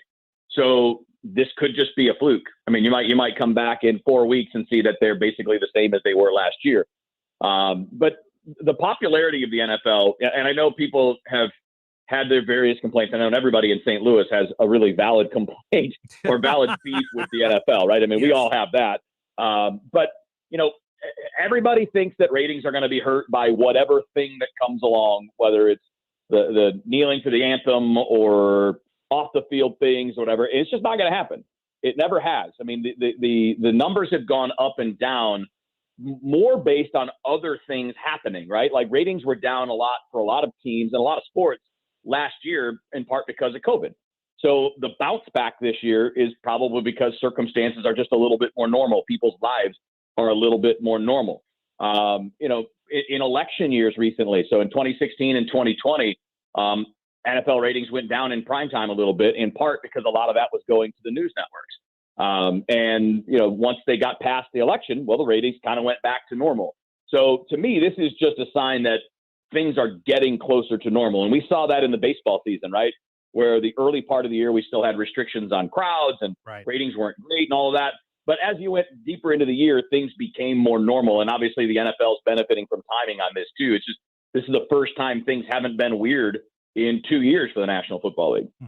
Well, speaking of football, you know that I've been following the St. Louis versus Rams litigation very closely. And I've been predicting for months that a settlement could easily occur before this case goes to trial in January. Now is the time that settlement negotiations should be starting. But here's my question, Wheels. Some national commentators are speculating that perhaps a part of a potential settlement could include St. Louis getting an NFL expansion team. But here's my question. And of course, there's no confirmation of that. That's not been verified in any way. It's just idle speculation. But do you see that is being something that St. Louis would want? I mean, you mentioned a little skeptical here of the NFL for good reason. But do you think St. Louisans would want an NFL expansion team here in St. Louis? Yes. I mean, I know there are people that wouldn't. I know there's a percentage of people that have just tuned out the NFL completely and are never going to come back. But you know what? Most of them will be back. There were a lot of people upset when the Big Red left. And when the Rams came to town, people supported them, especially when they got good.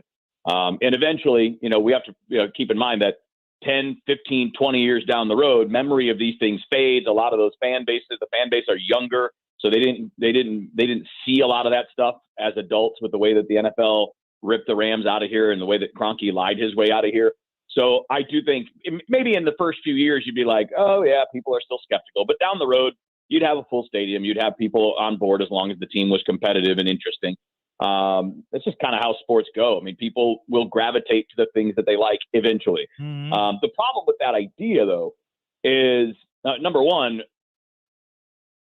are we playing in the Dome still? Because the Dome was considered not good enough. Right. So who's paying for a new stadium? And I don't see anybody here being willing to do anything like that for the NFL. So if the NFL wants to come in and pay for their own stadium, and they want to give you a franchise, you know, then that's a different story. But I don't think anybody here has any stomach for coughing up $1 billion, $1.5 billion for a stadium after the way the NFL ripped us off. Not at all. And I like to say, I've said this many times, both here and over on Camo X, that Stan Kroenke is to lying like Wisconsin is to cheese. And so to me, that sums up how those negotiations went with the Rams leaving town. But, you know, you mentioned about St. Louisans and how you think they would embrace a team. I look back at how we embraced the Battlehawks. I mean, St. Louis was basically the largest venue for that league when it was for the XFL, when it was working. It was more popular here than anywhere else. Yeah. And part of that was, I think, flipping a middle finger to the NFL too. I think a lot of people were irritated by Kroenke and the NFL making the argument that it's not a football town. I think there was a lot of that support was because of that. Like, hey, fine, you know what? Hey, take this, fellas. We'll show you that we support a team as long as that team shows that it cares. And no, the Battlehawks were fun, and the XFL was new, and it was something that people could easily get behind because it doesn't require a huge amount of commitment of time. It wasn't super expensive to go to games. And I think there's definitely kind of a bit of a rebellious streak when it comes to people's support there, just kind of sticking it to the National Football League a little bit. But I do think, I understand, I'm sure there are people listening to me right now that are going to be like, I'll never support another NFL team. And you might not. I'm not saying you're wrong or that you're full of it or anything. I'm saying, no, I don't blame them at all. Absolutely not. But I'm saying that other people will. And we can't get caught up in thinking that everybody is like us, because there are a lot of football fans in the NFL. And by the way, for a couple of years here in the not too distant past, Rams ratings were better in St. Louis than they were in LA. Mm-hmm. So there's still an element of people that care even about that team, even though Kroenke did what he did. And I think if you give it time, no, they're not going to come in and light the world on fire and be as popular as the Blues and the Cardinals are, or as popular as the new MLS team's going to be from the get-go. But in time, it's going to be supported. People will gravitate toward it because people, and I'm speaking mostly of guys between the ages of 18 and 45, 50, like football. Yep. I mean, we've grown up with it. We've watched it forever. Yeah, it's the way it is. I mean, again, people don't have to like it, and not everybody's going to agree, but the majority will go that way. Very good. Hey, Kevin Wheeler, thanks for being with us this afternoon. Anytime. Great talking to you. Kevin Wheeler, the best. Hey, we got more stuff coming up here on the Annie Fry Show. Lots more fun, lots more information, lots more talk. Brad Young sitting in this afternoon. We'll be right back on 97.1 FM Talk.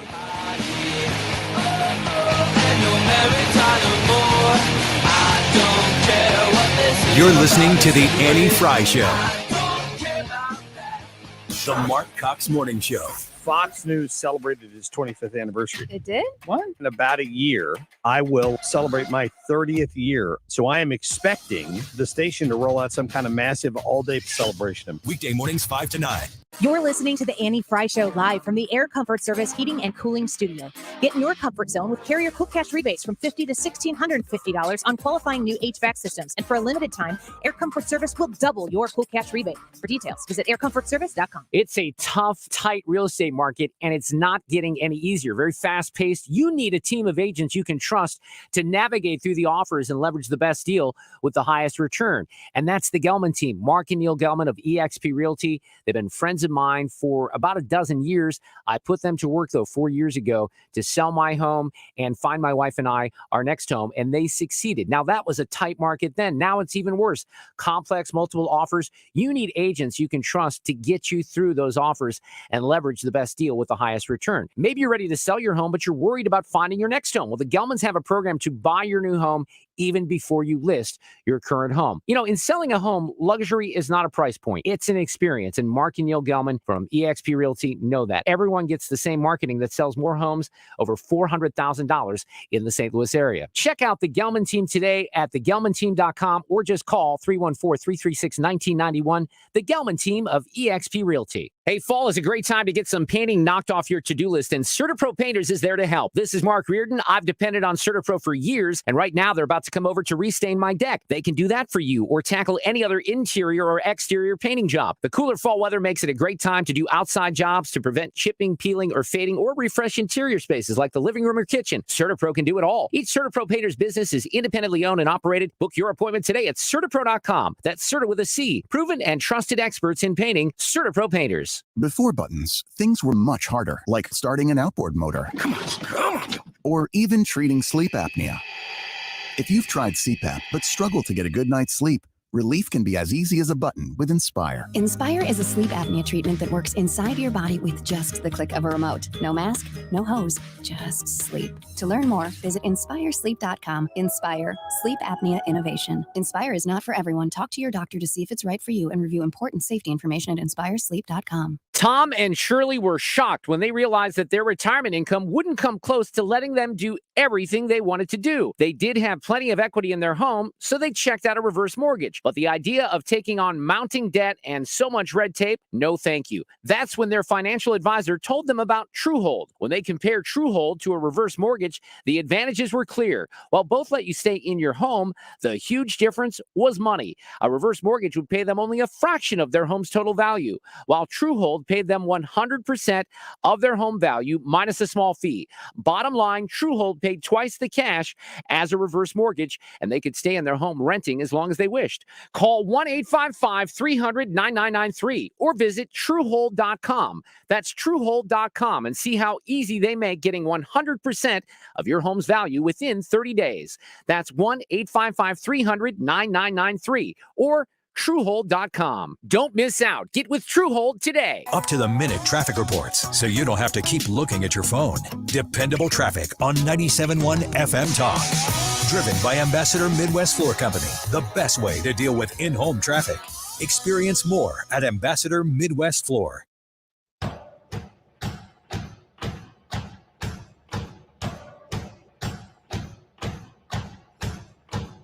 The Annie Fry Show is streaming online. Watch us live on YouTube and subscribe. Welcome back to the Annie Fry Show. Ryan's joining us again. Welcome back, Ryan. Thank you, guys. Hello. You know, before we started talking to, we had a couple of interviews on Grover Norquist. We also talked to, of course, the legendary Kevin Wheeler when it comes to sports. But one of the things that I had thrown out as a topic to discuss, because it's a subject that's near and dear to me, and that is First Amendment freedom of speech. But it kind of veers into what I'm seeing as a trend from the national government. And let me set it up this way. Obviously, everyone knows the First Amendment. Can't prohibit speech, but that only applies to government entities, not private companies. So in my law practice, I'm on the employer side of employment law. So I have employers that talk to me all the time about what can I do, what can I not do. And so certainly private companies aren't banned or prohibited by the First Amendment from prohibiting people from saying things. And we're seeing that on display right now when it comes to social media. And that's obviously a huge issue going forward right now. We just had Frances Haugen, I think is her name, who testified as a whistleblower against Facebook. But what's troubling is that because the federal government cannot stifle speech because of the First Amendment, the trend that I'm seeing is they're using private companies to accomplish what the federal government cannot do. Mm-hmm. For example, Elizabeth Warren, there was the new CEO of Amazon, testified in front of a congressional hearing in the Senate. I believe it was last week. And Elizabeth Warren literally told the CEO of Amazon, why don't you create AI, artificial intelligence algorithms, so that when people want to read books about global warming who are global warming deniers, it will steer them towards books that will give them the truth and steer them away from false information. That is a scary, scary sentence you just said there. Why don't you create AI that will steer people toward what we want them to believe? That's exactly what Elizabeth Warren said. That's a paraphrase. What's the temperature at which books burn? Fahrenheit 451. Right. But here's the model that I'm seeing being set up, because we're seeing President Biden doing that right now when it comes to vaccine mandates.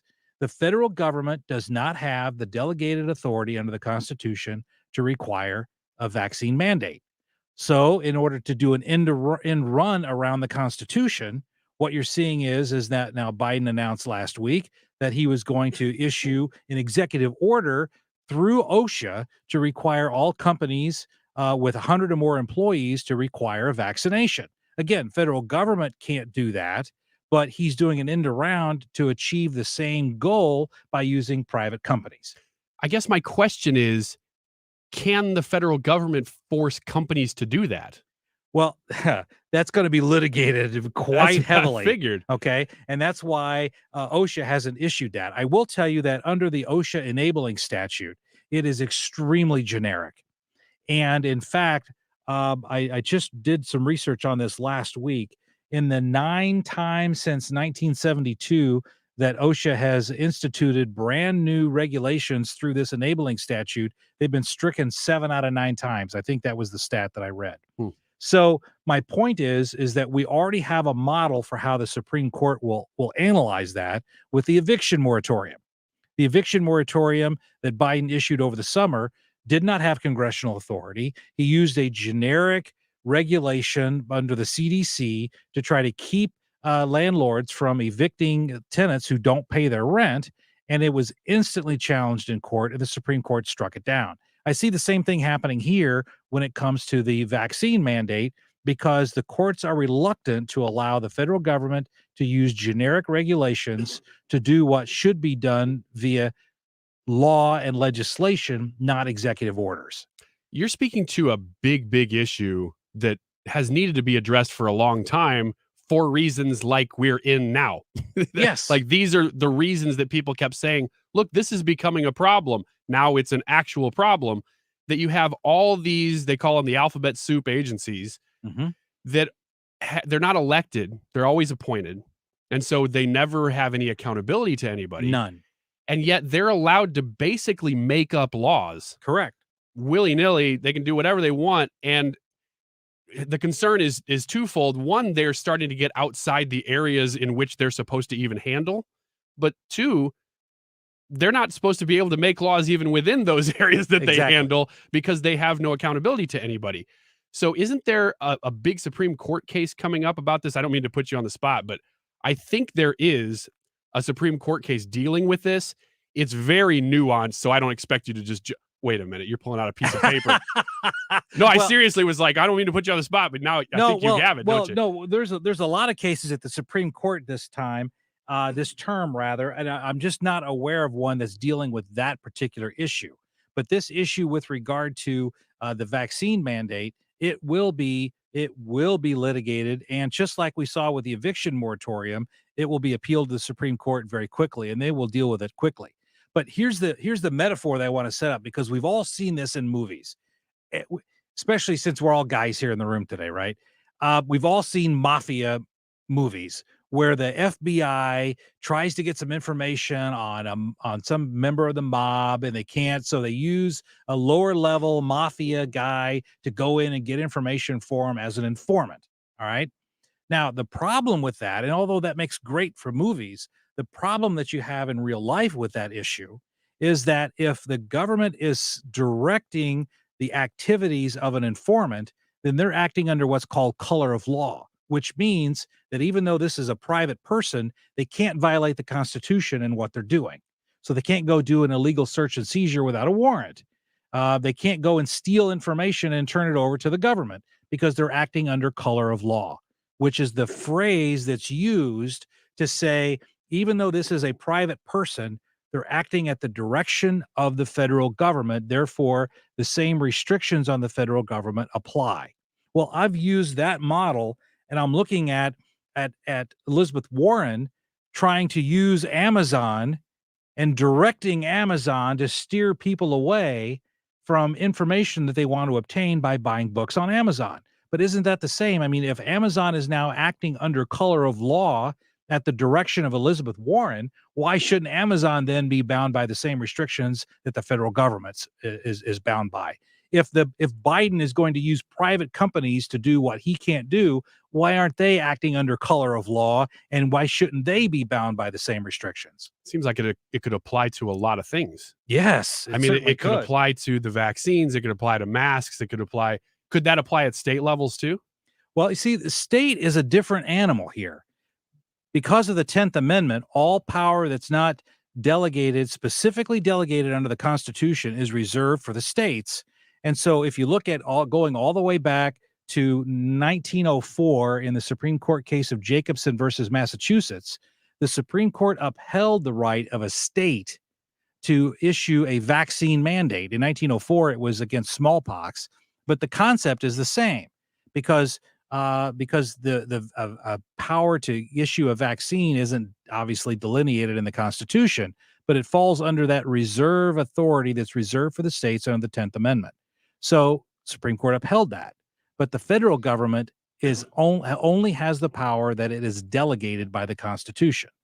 So to go back to your color of law argument, and you used an informant as an example. Generally, an informant gets something back or in return from the government for being an informant, be it a shortened sentence or something like that. Sure, leniency, immunity, whatever. Right. So in the case of like Elizabeth Warren saying that to Amazon, what would we look at to say this is what Amazon's receiving in return from the government? Well, all of those tech companies are all driven by progressive politics. And so that's why what they're getting back in return is stifling the speech that they view as being harmful. Here's a fantastic example. Frances Haugen, she's the whistleblower from Facebook that's had the 60 Minutes expose and testified in front of Congress this week. She wants more restrictions on Facebook. Some Republicans are being sucked into this argument by saying, yeah, we want more restrictions on Facebook too. But I think it's really a trap for conservatives, because the way out of the Facebook dilemma is more freedom, not less. Because if the government imposes more restrictions on social media, it will be restricting the views of conservatives, restricting the views of Christians, and restricting the reviews of people, or the views and speech of individuals who go against the progressive tech left. And probably restricting startups from being new social media. Oh, absolutely. By just adding regulations like crazy, because Facebook is trying to add regulations. They're running ads everywhere on streaming networks saying internet law has been updated since 1996. Isn't that a travesty? So they're trying to get more regulations, which is weird. But the color of law thing is very, very interesting. That seems, Brad's question is great. Like who's getting what out of this? And that would apply to the law. In the case of the vaccine mandates, it seems cut and dry.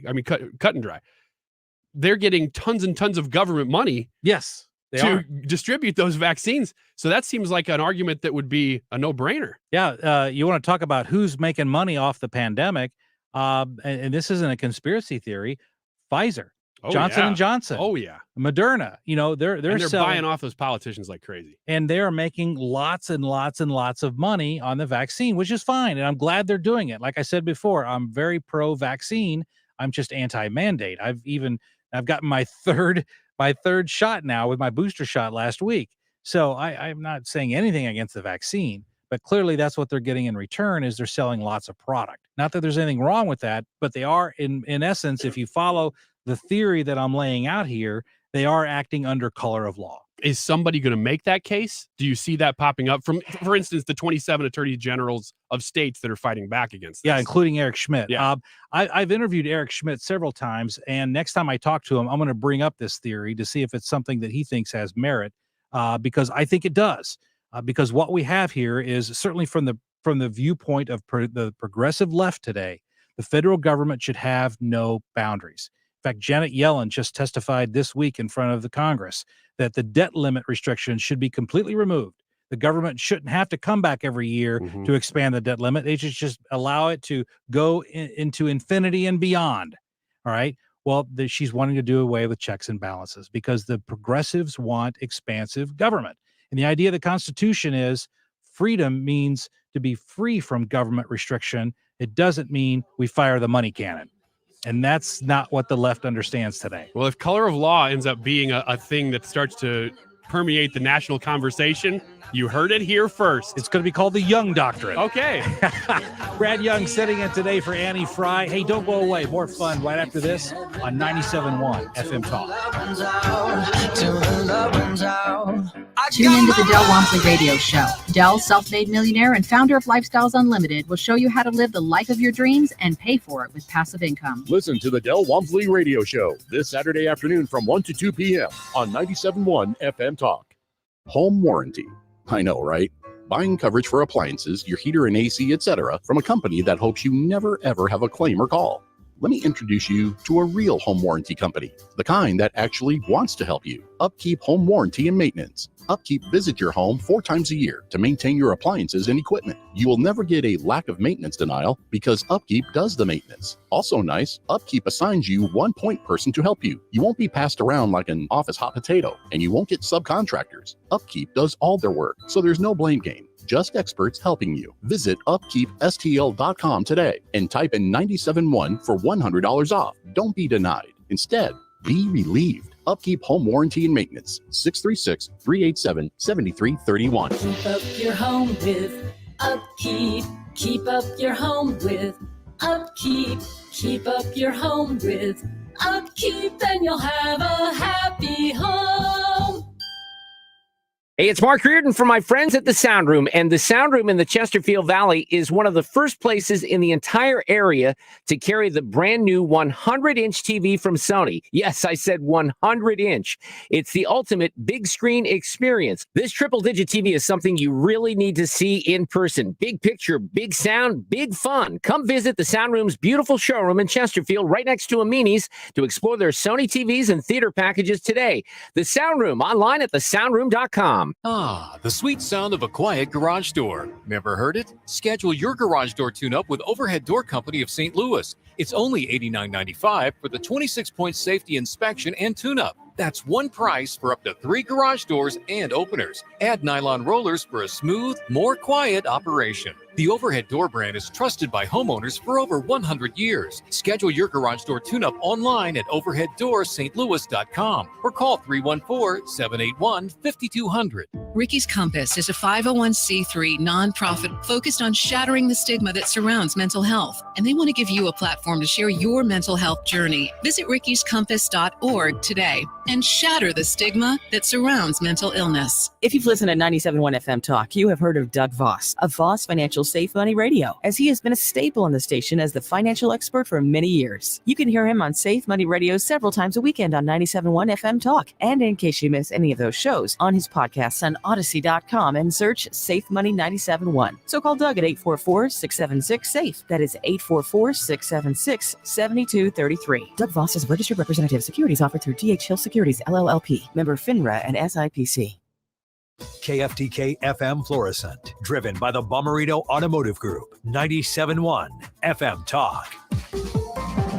An Odyssey station. He's looking on the bright side. I'm Lisa Brady, Fox News. In total, the job creation in the first 8 months of my administration is nearly 5 million jobs. President Biden highlighting a bigger picture after today's jobs report for September, showing just 194,000 jobs created, the second straight month of much less hiring than economists expected. The president says his agenda is fueling steady progress. Republicans say it's ruining a fragile recovery. An unprecedented staffing shortage causing major disruption for ferry passengers in Washington state's Puget Sound. 140 sailings canceled today. That's a third of the schedule, possibly the result of a protest against the governor's COVID vaccine mandate for all state workers. The U.S. Secretary of State, Homeland Security Chief, and Attorney General are all visiting Mexico for high-level meetings on updating a security pact between the two countries. This as a migrant surge continues over the southern U.S. border. Fox's Bill Malusian is in Roma, Texas. Roma is one of the busiest, if not the busiest spots along the border for cartel activity and human smuggling activity. The National Guard here has soldiers all over the place, as well as observation posts all over the place. They're keeping an eye out for runners and human smugglers. And within a matter of minutes, while the sun was still up, we started seeing rafts coming across the river with those cartel human smugglers bringing illegal immigrants. Meantime, more than 600 migrants found hiding in long cargo trucks headed to the U.S. Nearly 200 of them unaccompanied children discovered by police in northern Mexico last night. The verdict just in at the first trial of the college admissions cheating scandal known as Operation Varsity Blues. 2 parents found guilty of buying their kids' way into the University of Southern California, Stanford, and Harvard as fake athletic recruits. The defense argued they made donations, not bribes. Dozens of other parents have pleaded guilty. America is listening to Fox News. This is a metaphor for your business's journey. Sometimes it feels like you're going 100 miles an hour, barely keeping up. But to cruise through challenges, you need someone who's right there with you. That's what Dell Technologies advisors do. They have the tech advice you need to get past whatever's in front of you and get to where you want to go. For advice on solutions like XPS 13 laptops powered by Intel Evo platform, call an advisor today at 877-ASK-DELL. There's a lot of confusion about how to protect yourself from COVID, with guidelines and regulations changing by the week. One thing is certain. You need an accurate thermometer for your family to check for fever, the leading sign of flu and COVID. Only the Exergen Temporal Scanner Thermometer has been proven accurate in more than 100 clinical studies. Don't rely on non-contact thermometers. They have no scientific studies behind them and can miss the fever that might mean COVID. Learn more at Exergen.com. Air Comfort Service Heating and Cooling Weather with Chief Meteorologist Dave Murray. Time for something completely different this afternoon. The sun is going to be shining, and in turn, it's warmer, a little breezy from the south.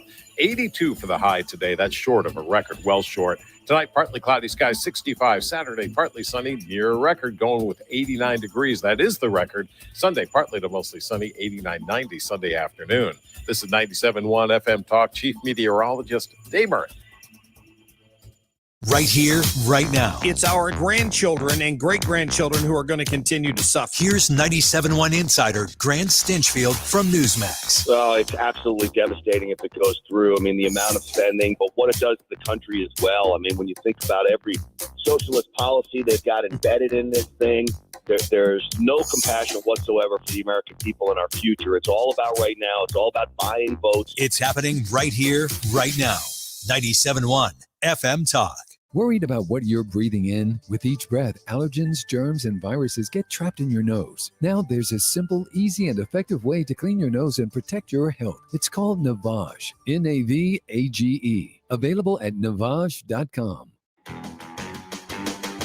We've done it again. While other lenders are talking about raising their rates, our expert team at Golden Oak Lending has dropped rates even lower. I'm James Hawkins, president of Golden Oak.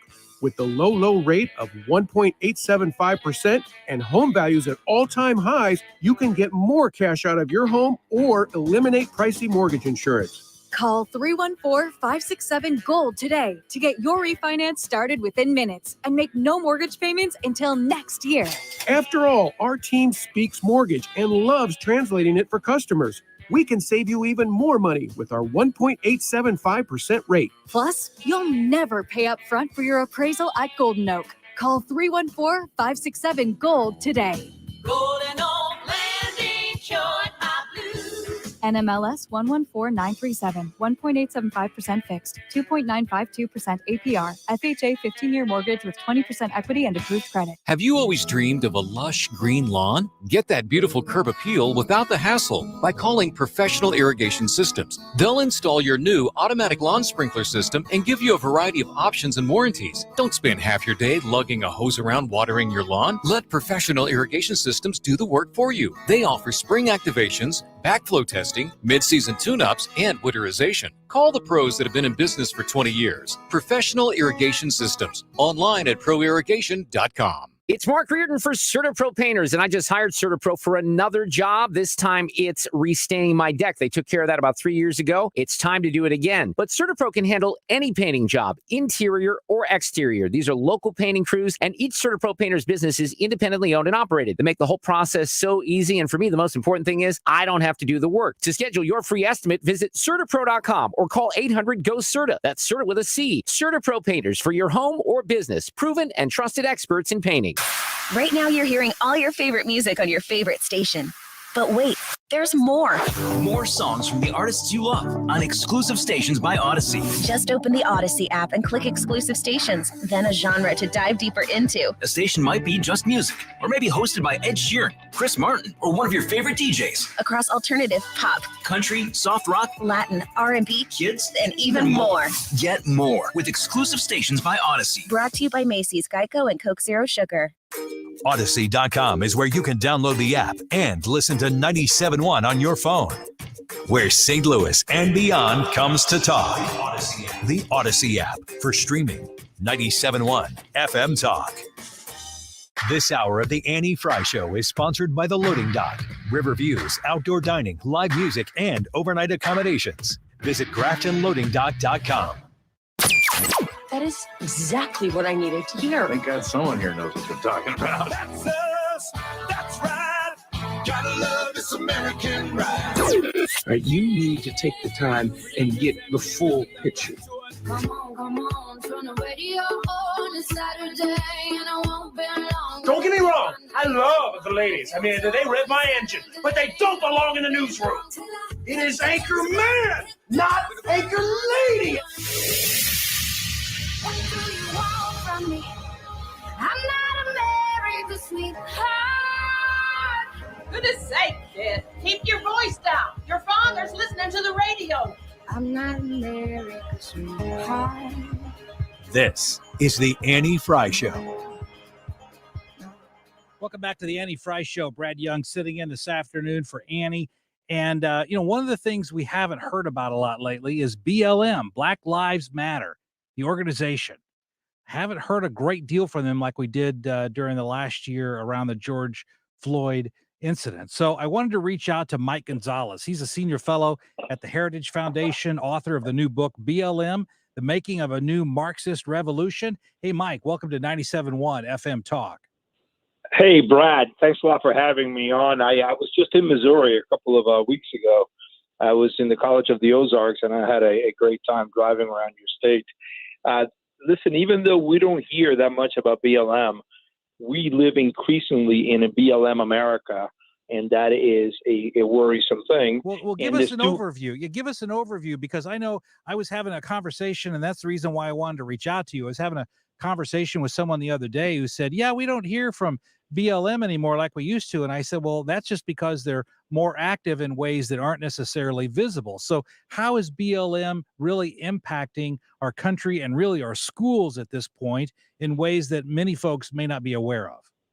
Well, just pick up the last thing you talked about, schools. I mean, one of the things people don't know is that the BLM at schools, it's sending, its heinous curriculum to the country's 14,000 school districts. And that's just, all based on critical race theory. But let's just talk about that critical race theory, because the fact that it's invaded all aspects of our lives this year and at the end of last year is a direct legacy of Black Lives Matter, of the mayhem that we had. And another very dark legacy is this 30% spike in the murder rate that we experienced in 2020 that the FBI just made official last week. That is an extra 5,000 people murdered, of which, because African Americans make up 54% of the victims of homicide, we know that's an extra, 2,500 Black Americans dead, which is, if you care about Black lives, and there's such a thing as the Ferguson effect, the fact that violence goes up after Black Lives Matter demonstrations in the places where they were held, how do Black lives matter to you if this is what happens? You're exactly right. And my church is in Ferguson, of course, right here in the St. Louis area. And so, yes, we lived through that, and we've actually experienced the Ferguson effect here. And now, of course, we're seeing it nationwide and even in places like Minneapolis. But right here in St. Louis, one of our suburban school districts hired a consultant to help develop a critical race theory curriculum. And this was on Zoom, and it's been online, and I watched it. And this consultant tried to argue that the signing of the Declaration of Independence was really just a cover to protect the slave owning interests of slave owners in the South, and that was the whole reason the Declaration of Independence was signed. But is that a valid example, Mike Gonzalez, of how CRT tries to really rewrite history? Yeah, and that is a valid example, and it is also an outright lie. That is not the case. At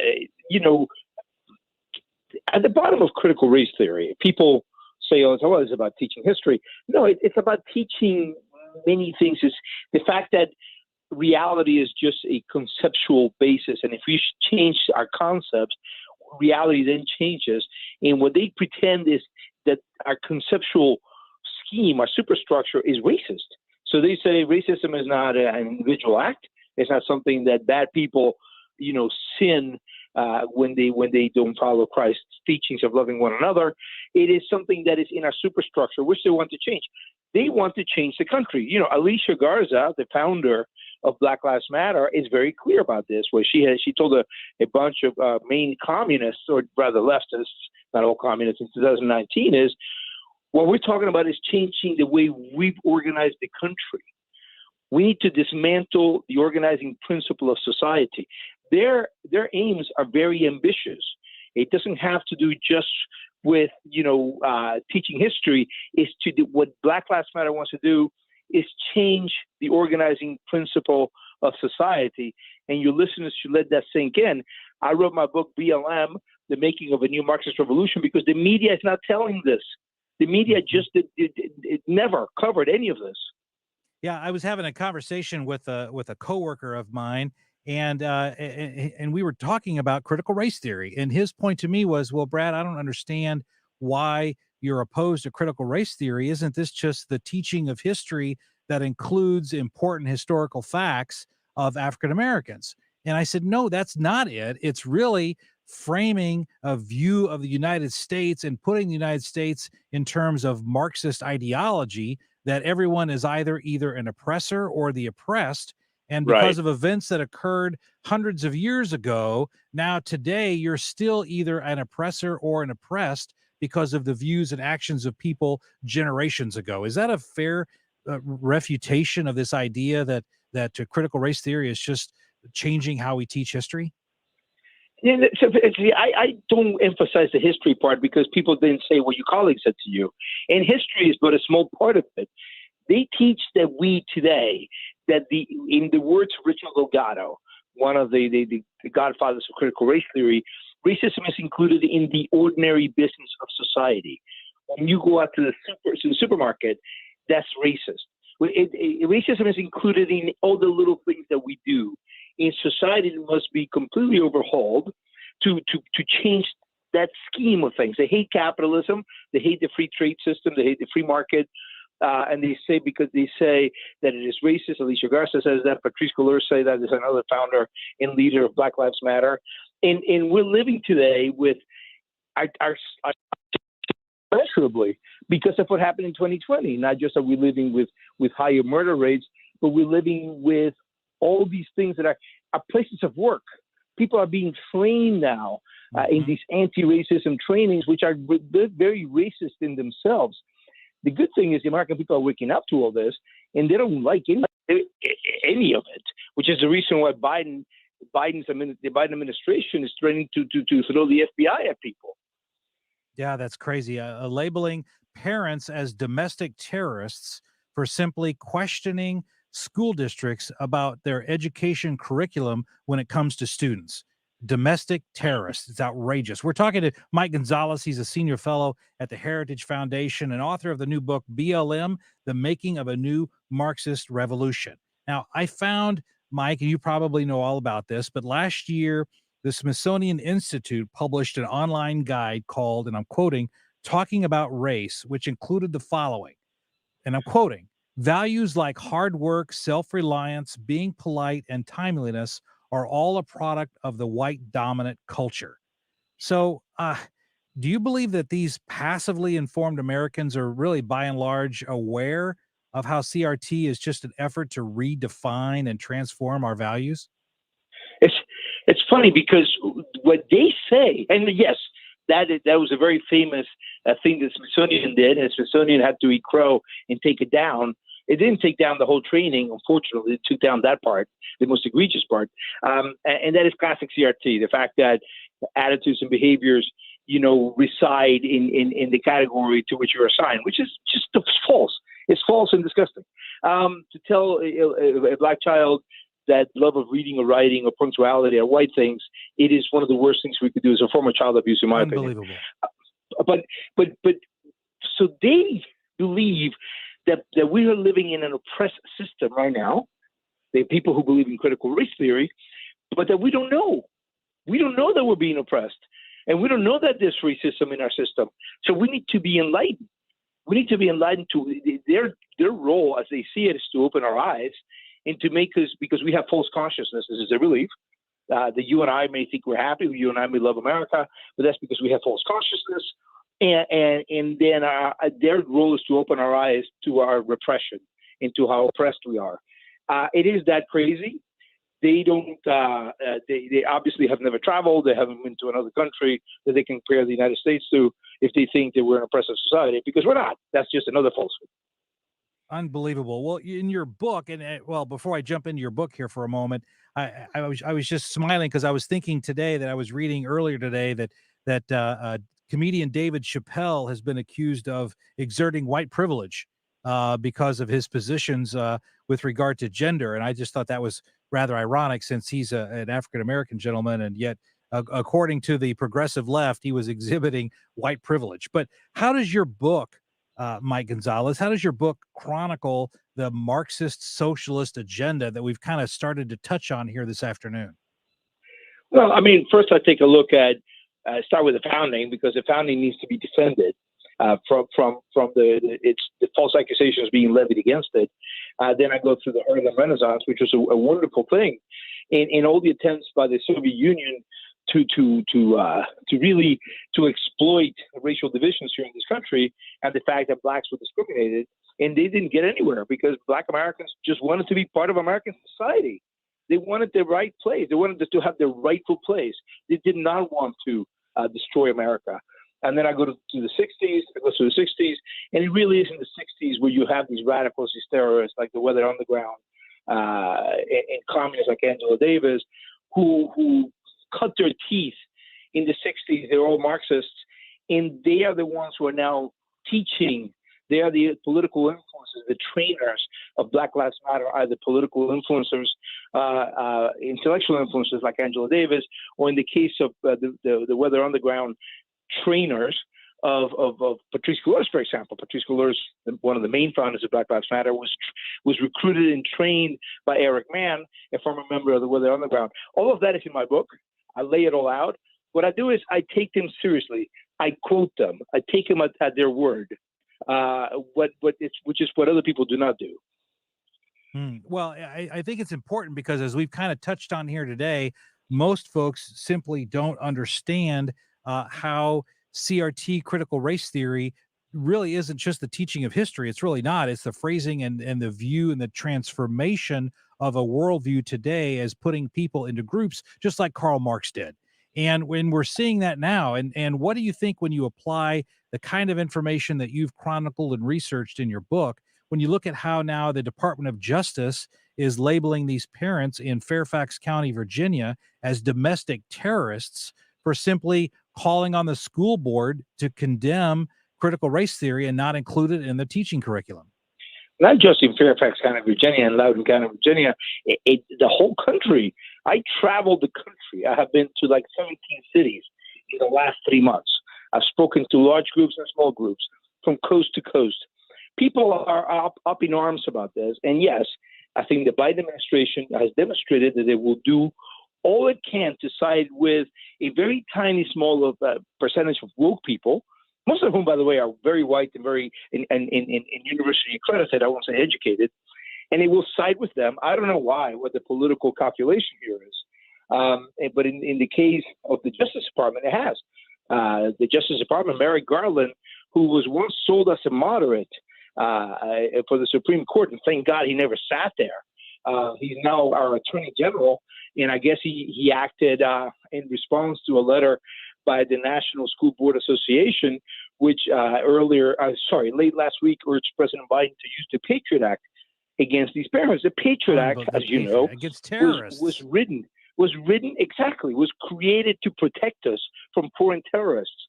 And all of a sudden, these mothers and fathers who care deeply about their children are going to be treated this way? Oh, my goodness. Unbelievable. Well, the doctor, last question for you. And of course, we're talking to Mike Gonzalez, author of BLM, The Making of a New Marxist Revolution. This consultant for a St. Louis district here, a school district in the St. Louis area. His name is Dr. LeGarrette King. And on that Zoom video, he was advising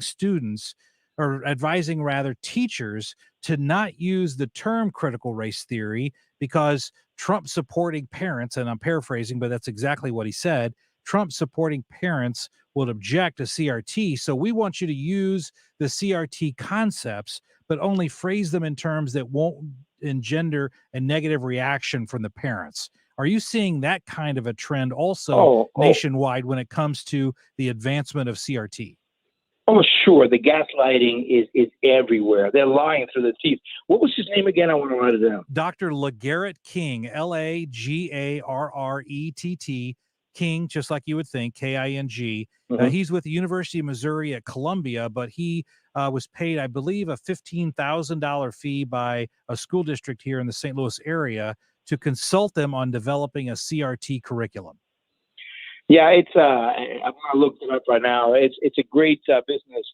I mean, I'm being facetious. Of course, it's not a great business. You're taking money away that could be used for books and computers and laptops, and you're putting it into a lot of companies that are just making a lot of money out of this. I don't know anything about this fellow's company. I'm gonna look it up now, But listen, your book is a breath of fresh air. BLM: The Making of a New Marxist Revolution. I hope your book sales are going well, and I want to thank you for helping to educate America on the reality of the Marxist philosophy that is driving this CRT movement and BLM in general.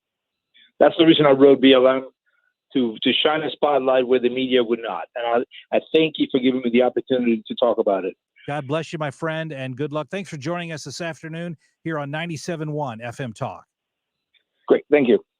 Hey, when we come back, I promised earlier, and we will get into this before the show's up today, I want to talk about some of the bigger cases at the Supreme Court, God, guns, and abortion, because those are about the biggest topics you could get, and they're all going to be addressed this term by the U.S. Supreme Court. Brad Young sitting in this afternoon for Annie Fry. Don't go away.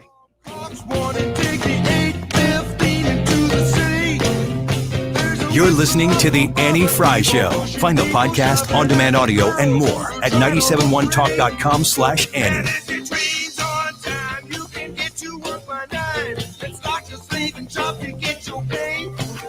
Threatening, throttling, or outright censorship. Not here.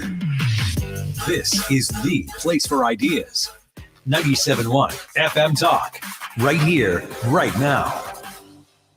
Tune in to Right at Home with Rich every Saturday from noon to 1 p.m. This Mosby Building Arts Home Show covers topics ranging from design and architecture to remodeling and home maintenance. For answers to all of your home questions, don't miss Right at Home with Rich, brought to you by Mosby Building Arts. Hello, Marvin Mitchell here from Compass Retirement Solutions. Did you know that the average 3-year CD rate in the area was less than 1%?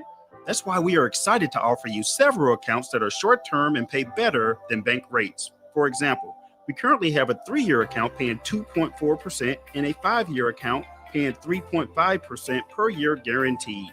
What a great place for your lazy money. You know, the money that you don't plan to use for the next 3 to 5 years. Now, terms and conditions do apply. So for more information, call 314-373-1598. Again, call 314-373-1598. This is Marvin Mitchell, and we would like to put your lazy money to work for you. Call 314-373-1598.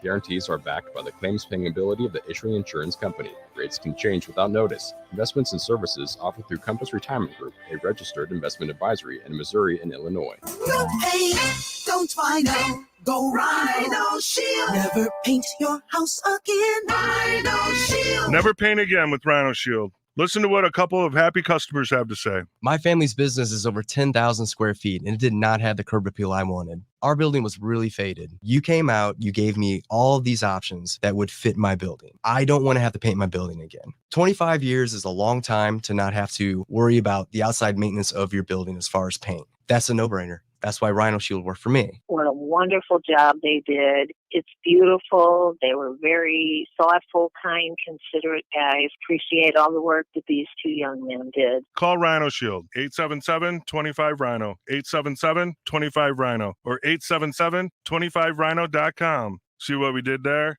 Genius. Tell them, ladies. No pain, don't Rhino. Go Rhino Shield. Never paint your house again. Rhino Shield. The Missouri Bluffs Golf Course is one of Missouri's most beautiful golf courses. And now, a limited number of home sites are available for you to build your dream home. Located on some of the most pristine, breathtaking ground in the state, nestled among the trees of the golf course, and just minutes from the Chesterfield Valley. Now is the time to tour the home sites at the Missouri Bluffs. Call Kelly at 636-288-2620. That's 636-288-2620. A Homes by Whitaker community. I lost weight with advanced medical weight loss. Annie Fry here to tell you how you can lose a lot of weight without excessive exercise, drinking shakes, or eating expensive prepackaged food. It's advanced medical weight loss. They have 2 locations on each side of the river, 1 in Glen Carbon, 618-352-5540. In Glen Carbon, 618-352-5540. And Advanced Medical Weight Loss in Creve Coeur, 314-254-9170. In Creve Coeur, 314-254-9170. Get your free consultation today at Advanced Medical Weight Loss. You take steps to stay healthy when at the pharmacy picking up vitamins or filling a prescription. May I help you?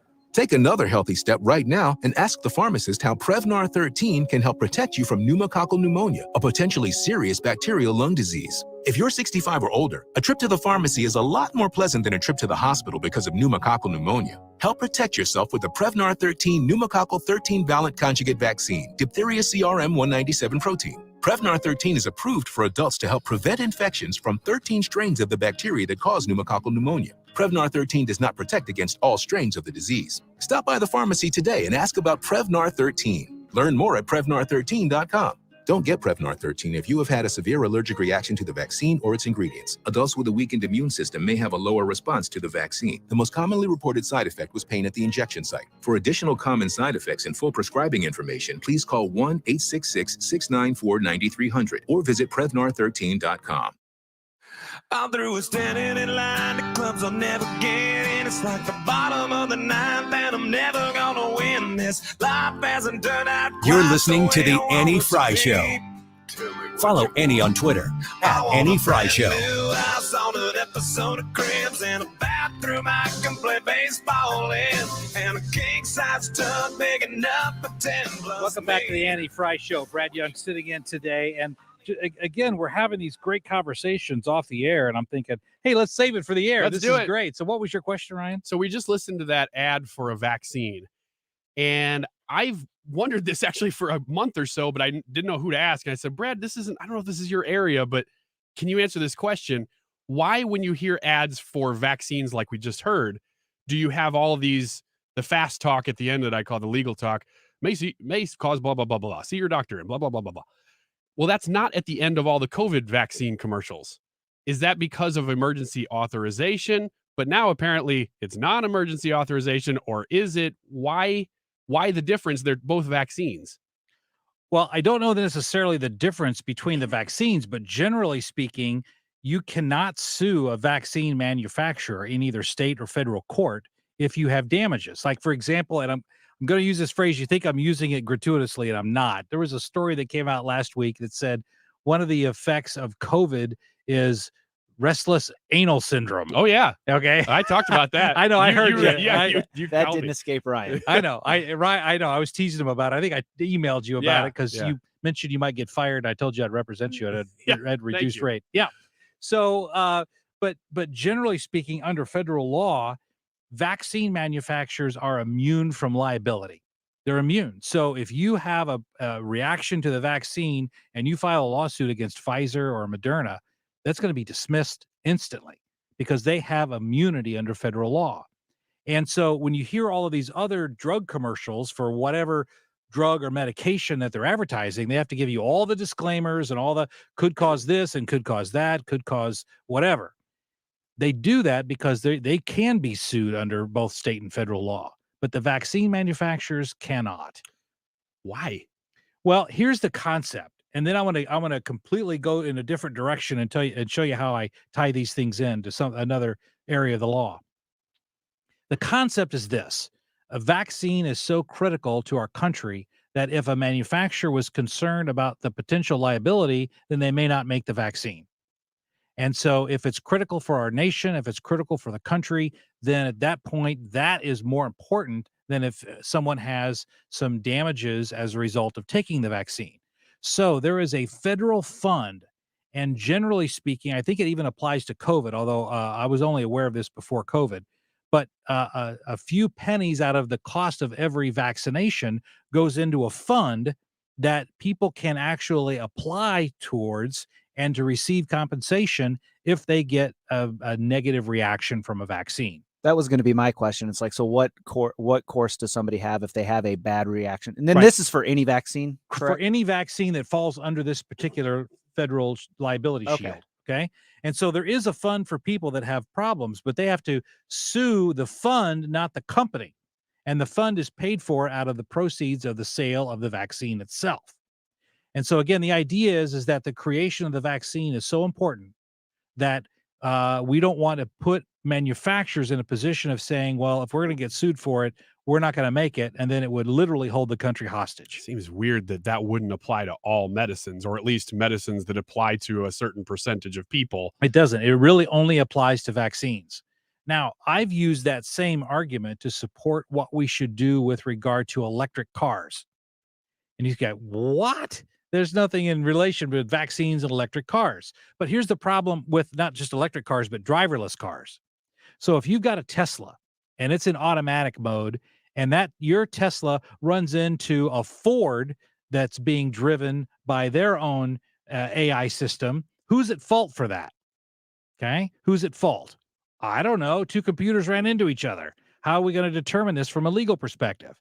And so if you sued the manufacturer, whether it be Tesla or whatever car company, then at that point, they might say, well, listen, if you're going to sue us, then we're just not going to build these cars. So what I suggested long ago was to get around this problem, we use the vaccine model and say the $10 out of every sale of a car that's got an AI driving it goes into a fund. And if two AI cars run into each other, you don't sue the manufacturer, you don't sue the driver because there's no driver. You sue against this fund, and you can collect against this fund. And that way we could spur on the technological development of driverless cars without having to have lawyers derail the technology, which could really improve life as we know it. You don't have any more DUIs. You don't have any more people crashing their cars while they're intoxicated. You don't have any stupid people on the highway driving 20 miles an hour when the speed limit's 60. You can eliminate all these problems, but these darn lawyers can actually get in the way. This is the way to get the lawyers out of the equation. Man, I don't know what I think about that. Because on one hand, I don't want there's way too many frivolous lawsuits all the time. Yes. So let's get rid of that so that we can keep pushing innovation, because you have to be such a big company now to be innovative, because you have to be so immune from the amount of money you have to spend on law that it stifles innovation. Absolutely, it does. So I get that. However, I don't want these big companies to be immune from lawsuits either, because then there's no accountability. Right. Or at least the only accountability they have is to their friends in the government. Or the accountability they have is really to the consumer, at least from my perspective, because if you are, and I'm going to make up a company so no one says, well, you're slandering a company, but if Acme Company develops a driverless car and then it gets known for having accidents every 4.2 days, the Acme car gets in a car accident, nobody's going to buy that car. Well, that's true. Okay. And so at this point, though, the innovation, I think, could truly revolutionize our country if we had driverless cars, which could then lead to driverless helicopters or driverless airplanes, pilotless airplanes, take the people out. If you take that people out of the equation, that could really help us in monumental ways. I mean, you could drive to work and continue reading, listening to whatever. You don't have to pay attention. You get there faster. There'd be fewer accidents. The innovation potential is enormous.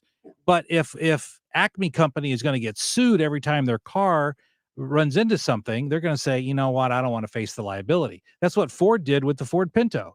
They said at some point, well, if we're going to get sued this much, we're just going to stop making the car. And if they do that with driverless cars, we stifle innovation. And yet, if you would pay money into a fund and allow people to sue against that fund, you still increase the innovation without having it slowed down by litigation. That's the concept of vaccines. I think it could apply to driverless cars as well. Is there any other industry that already exists for other than vaccines? None. Is that a way forward to get out of the legal mess that we're in with most industries? Or is it just emerging industries? I think it's just emerging industries. I mean, for example, let's again use an example from a different area. When internet sales were just starting, when the internet was just starting, right after Al Gore invented the internet. Mm-hmm. Remember, he claimed he and Bill Clinton invented the internet. Sure, you did. But in that instance, there was no taxation on sales when you bought online, because it was a fledgling industry. It had to get started. So one way to increase the online sales was to eliminate taxation. Well, once online sales became the dominant force in the culture, then we had to roll that back. And now, of course, online sales are taxed. I think you use that same model for any emerging technology where you give it a break on the front end And once it gets established, you can remove that brake. Aren't you kind of, if you do that, aren't you kind of benefiting big business only though, and not small business? Because with electric cars, you don't have a lot of small business entering that. Well, And Tesla was just invented a few years ago. Yeah, but he's the richest man in the world, too. Well, yeah, but he wasn't when he started Tesla or SpaceX. Yes, true. I mean, I guess that's good, but I don't know. It seems like the only industries that would get that kind of attention are ones that are big enough to garner that attention. Right. Well, I think at that point you could certainly make the argument to Congress to give them. I mean, that's why I've always been like a fan of free enterprise zones. If you established downtown St. Louis as a free enterprise zone, and you said anyone who works or builds or sells products in this area, we're going to let you do it tax free. Do you know how many companies would flock to that? Why? Yes, but why? I mean, why would St. Louis do? I mean, I know that would benefit business, but isn't that how they make all their money? Well, the way it would benefit us is it would exponentially increase good paying jobs instead of people working at McDonald's. And where would they make up the money, I guess, is what I'm They would asking. make up the money by the income tax that would be paid on the individuals who earn the money. They would still be paying taxes on their earnings of the employees. So same income tax, just more people paying it. Exactly. Exactly. But right now what you have in St. Louis is you have the opposite. Because if you work in the city of St. Louis, you pay an extra tax, a city earnings tax. And so you're actually being penalized for working in the city of St. Louis. That's why, my law firm, I moved my law firm out of the city of St. Louis in 2012, and we all got a 1% pay raise just by moving our law firm from St. Louis to Clayton. And so we should be creating incentives for pushing businesses into economically distressed areas, not punishing businesses that do that. I agree with you. I like the way your brain works. I just keep looking for the caveat that's like, wait a minute now. You're looking for the part that says this can't work. Well, I am, because it sounds like, because my mind immediately goes to TIF money and cities basically being in bed with big businesses, right, and looking for excuses basically to just benefit business at the cost of the little guy. But the way you do it is the same way as you put time limitations on that. Is so it doesn't go forever and ever. Amen. It's just an incentive. It makes it as an incentive. It makes it an incentive. And I don't have problems with the incentive as long as there's time limitations on it. And that's what we did with taxation on internet sales. That's what we could do with innovation of new businesses. And that's what we could certainly do with the concept of driverless cars. But this whole conversation started with vaccines and how you can't sue vaccine manufacturers. And that's the model that was developed. I think it was done in the 60s, 70s, a long time ago. It's been around a long time. But that's why you cannot sue Pfizer or Moderna if you have negative reactions to a vaccine. And I like the way you think. And Mayor Tashara Jones is a huge, huge fan of this show. Oh, so sure. She's probably yeah. listening. Oh, yeah, right. And she can, if you waive your fees, she could have that idea for free, I'm sure. Oh, yeah. Well, if you ask my wife if I could waive my fees, she'll say no. Let's not ask your wife. But one of the things, though, that the cases that are going to be at the Supreme Court, we've talked about, and I know we're going to come up here on a break, but when we come back from this break, I do want to briefly, if we have time, talk about some of the lesser cases that haven't been discussed. Everybody's talking about Dobbs versus Jackson's women's health care because that's the abortion case. But there are some other big cases at the Supreme Court that are just juicy for discussion. So we'll dive into that right after this break. Brad Young sitting in for Annie Fry on 97.1 FM Talk. And the drugs come cheap. Well, I'll stay skinny because we just won't eat, and we'll hang out in the coolest bar. This is the Annie Fry Show. The Mark Reardon Show. Illinois Congressman Rodney Davis. There's no way that I believe they passed a $3.5 trillion spending bill and the 1.2 infrastructure bill together. You're not going to get any Republican votes for that, and more Democrats should be against it. Weekdays from 3 to 6. You're listening to the Annie Fry Show live from the Air Comfort Service Heating and Cooling Studio. Air Comfort Service is proud to support Greater St. Louis Honor Flight.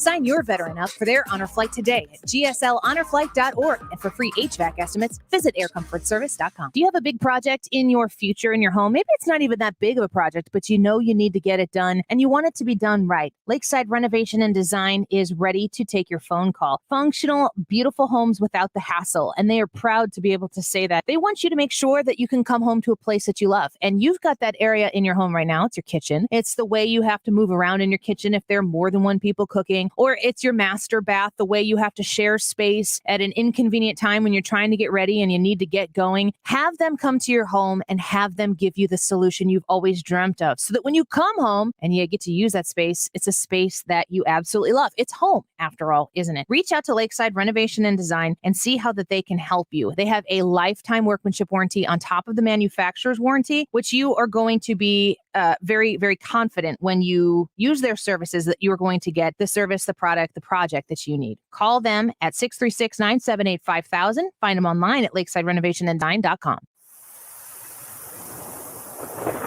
Imagine for a moment an intense storm is pounding your house. Will your roof leak? Will the siding peel away? What about your basement? Will it flood? If your house is properly built and maintained, you should be fine. What about your 401k and your retirement investments? Are you confident your retirement portfolio is built to weather a financial storm? Now may be a great time to get a second opinion on your retirement strategy. Call the team at Heisey Advisory Group at 314-328-6000. They'll stress test your portfolio and show if your investments are in need of weatherproofing. Call 314-328-6000 today and get your no-obligation second opinion. Don't let your retirement get caught in a financial storm. Call 314-328-6000. That's 314-328-6000. Investing involves risk. Firm offers insurance services. Investment advisory services offered through AE Wealth Management, LLC. What's holding you back from solving your tax problems? If it's cost, know that the longer you wait, the more expensive it'll be. Hi, this is Lance Drury with the Lance Drury Law Firm in St. Louis. Tax resolution doesn't have to be expensive, and waiting year after year to resolve your tax problems can be extremely costly. Interest and penalties on your tax bill won't stop until you take control. So take the first step now and hire a tax resolution attorney to help you. Call me, Lance Drury. I'll tell you in advance an affordable fee which includes costs and expenses that works for your business and family. Your first visit to the Lance Drury Law Firm is free and confidential, so you have nothing to lose. But the longer you wait, the more interest and penalties you'll pay. Call me today. Remember, if you have IRS issues, you have legal issues. You need an attorney. You need us, the Lance Drury Law Firm. Call me, Lance Drury, at 314-260-6120 or go to lance.drurylaw.com. The choice of a lawyer is an important decision and should not be based solely upon advertisements. Information to keep you moving. Dependable traffic mornings and afternoons with Sue Thomas. Driven by Ambassador Midwest Floor Company. The best way to deal with in-home traffic. Experience more at Ambassador Midwest Floor.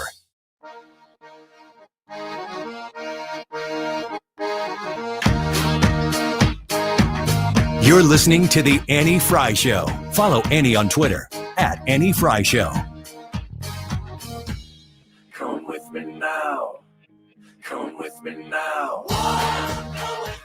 Ryan, you were checking in on our Facebook page, and what are some of the comments that you're seeing on there? I think a lot of people just appreciate the conversation. Some people just saying, I really appreciate, the outside the box thinking, intelligent, conservative thought. Somebody said, one guy says, heck no. I'm cleaning up his language. Heck no. He's for big business. We need to hold all people responsible, government or not. They're paying each other behind the scenes and all that sort of thing. That's kind of where I was coming from. Oh, I fully understand that there is that argument to that or that response rather to my position. And I'm just looking at how do we innovate without letting lawsuits interrupt that innovation. And that's one way to accomplish that. This I don't know. It's probably not his real name. It's not a real name. Cell phone. Mr. Phone says, Mr. Phone. It's not, he may not that, but he says Elon Musk was the founder of PayPal. Yes, he was absolutely a billionaire when he started Tesla. Oh yeah. And I'm not saying he was a guy that started Tesla with $20 in a garage and a dream. He was a billionaire. But my point is, here's a person who had some money and he started a brand new company, and now it's one of the leading car companies in the world, and it's less than 15 years old. You're just saying get litigation out of the way for startups. Exactly. I can't argue with that. I represent employers, and I see the downside of litigation every single day. Yeah. And even though I'm an indirect beneficiary of that, I mean, because I'm not representing my clients for free. But my point is, I see how the resources that are wasted on litigation that don't advance the cause of the company, that don't advance the cause of innovation, that don't advance the helping of people, or whatever that company is set up. If it's a hospital, if it's a healthcare company, all of the money they spend on litigation is money that could otherwise be spent on developing products that help people. But instead, they've got to defend litigation. So I'm thinking of ways where how do we get that litigation out of the way to allow free enterprise to flourish?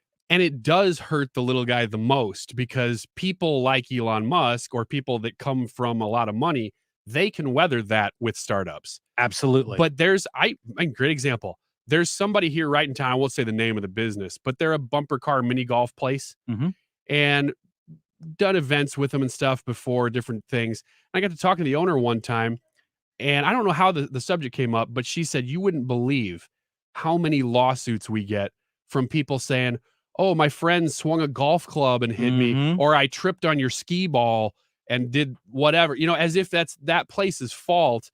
And so she has to waste so much of her time and resources and energy fighting off frivolous lawsuits. Yes. That it makes the prices of everything go up. That's how they stay in business. They got to be raising the prices on everything. Exactly. So that's a little business. So certainly, I'm not suggesting that's an end all to our topic here. But what I was suggesting is that oftentimes litigation inhibits innovation, and that's one way to take that out of the equation. Just like the vaccine under federal law, the idea is that litigation could inhibit the saving of the planet because vaccines can be necessary to protecting us. So in order to avoid the litigation, this was a method that was developed. I was just been looking for ways to use that same model to try to benefit in other areas other than vaccination. And just to put a cap on the conversation real quick, why did that vaccine ad that we aired 20 minutes ago have that stuff on the end, the legalese? Well, the federal law that protects doesn't apply to every vaccine. Okay. So I don't know, because there's no litigation. I've not had an opportunity to research that legally because you wouldn't make any money at it. So I've not done that. But I do know that vaccine shield law doesn't apply to every single vaccine. Gotcha. But it certainly does apply to all of the vaccines that we're dealing with now when it comes to COVID. So if you want to sue Pfizer or Moderna, you're out of luck. It's not going to go anywhere. Now, what is going somewhere these days are cases at the Supreme Court. And we got into this. You want to talk about novel legal theories. The Texas law that was passed recently, that whole structure, and Ryan, I don't think we talked about this on the air, and you may have done it with another guest, but the whole basis of that Texas law was to get around the traditional method that progressives get to stymie laws that they don't like. And that is, you get a federal judge who's liberal somewhere in the country to file an injunction against it, and then you block it, and then it has to go up on appeal with more liberal judges to decide whether the law stands or doesn't stand. But the Texas law was specifically designed to avoid that, because it wasn't the government taking any action, it was private citizens. And so that's why when it went up to the Supreme Court the first time, the Supreme Court said, no, we're not going to nullify this Texas abortion law, because it on procedural grounds, it's what's called standing. The parties don't have standing to file the lawsuit. So that's why it was thrown out. But all of the attention that's been given to this Texas law, I think, has been misplaced, because the focus needs to be on Dobbs versus Jackson Women's Health Organization. That's the law from, I believe, Mississippi, that's going to challenge the legality of Roe versus Wade. Yeah, I was going to say Jackson, Mississippi sounds right. I know that there are people saying, don't pay attention to the Texas law, watch the Mississippi law. Watch the Mississippi case, because Texas is a long way from being substantively decided by the Supreme Court. But this Jackson case, this Dobbs versus Jackson case, it's going to have oral argument at the Supreme Court on December 1st. So as we're leading up to that oral argument, more briefs will be filed. We'll get a lot more analysis of it. We'll actually get to hear some of the oral arguments that are made at the U.S. Supreme Court. And hopefully, though, what we won't hear is during COVID, when the justices were appearing via Zoom. I know what you're going with. There was the sound of a toilet flushing, Yep. which is not what you want to hear during oral arguments at the Supreme Court. You know, you spend your entire life for this moment, and then someone flushes. So did we ever find out which justice that was? No one owned up to it. I still think it was Ginsburg, but no one owned up to it. That's just a guess on my part. I'm going with Breyer. Seems like a toilet man to me. I don't know what that means. As if the rest of them don't use toilets. Yeah, and given the average age of Supreme Court justices and the bladder issues they might have, it could have been any of them. Yeah, that's true. It could truly have been any of them. But that is the abortion case to watch. But there's another case that I think that folks are going to want to be focused on, because it's called New York State Rifle and Pistol Association versus Bruin. And the reason why that case is big is because to the progressives today, guns are only to be used for hunting, and that's it. That apparently the Second Amendment was drafted for hunting purposes, and that is simply not the case. If you look at certainly at U.S. versus DC versus Heller, the Supreme Court case from 2008, that firmly establishes that the concept of the Second Amendment includes self-defense, includes the defense of your home. And if you look at the drafting of the Constitution, it involves the protection of citizens against the tyranny of the government. Yep. And so that's the concept of the Second Amendment. But since DC versus Heller, all of these states, including Illinois, but most importantly New York, have tried to place all these restrictions on whether someone can actually carry a gun. Yes, you can own a gun, but only in your house is the position of the state of New York. And so this will challenge that position, and I hope for once and for all put to rest this liberal lie that the Second Amendment is only for hunting purposes, but it's truly for self-protection. Yeah, I'm reading from Vox here, which is very left-leaning. Apparently, they're just throwing in the towel on this thing. They're going, okay, conservatives probably going to win this one. They say, well, it's not entirely clear just how much the court will expand the Second Amendment. It's very likely it will hand down a new rule that could endanger wide swaths of state and federal laws, which is exactly what you just said. So exactly. And when we talk about the abortion argument, this is what when I go to lunch with my liberal lawyer buddies, we just argue for the entire time at lunch, and it's quite enjoyable, at least for us. Probably annoys the rest of the customers, but the line that's always thrown at me is, well, Roe versus Wade is precedent, and you can't overturn precedent. And so my comeback to that is, really, so you can't overturn prior decisions by the Supreme Court. Plessy versus Ferguson was decided before Brown versus Board of Education. It upheld the constitutional doctrine of segregation.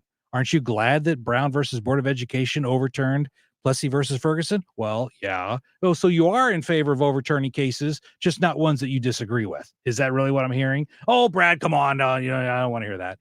But this is one of those DC versus Heller cases. When you have someone say, oh, we can't overturn these decisions for the Supreme Court, ask your liberal friend, should we overturn DC versus Heller? And of course they will say yes, which means then you do agree that we can overturn decisions that are bad for our country. Just real quick on Dobbs versus Jackson, the Mississippi case that will involve abortion. Do you think that Mississippi is kind of swung too big here? Because they drafted this intentionally to take down Roe versus Wade instead of chipping away at it, which has been kind of I don't know. I'm just asking, do you think it was swinging too big? I don't, because if the Supreme Court looks at this and says, we don't want to swing that big on this case, they can narrowly tailor the decision in such a way that it won't be overly broad. So in other words, even though Mississippi swung big on this, the court could always tailor it. So you might smaller. as well go big. Why not? So go big or go home. Yeah. All right. And if they agree with your arguments, then you've overturned Roe v. Wade once and for all, which is one of the worst Supreme Court decisions of all time legally. I'm hoping that they're going to go big and win big.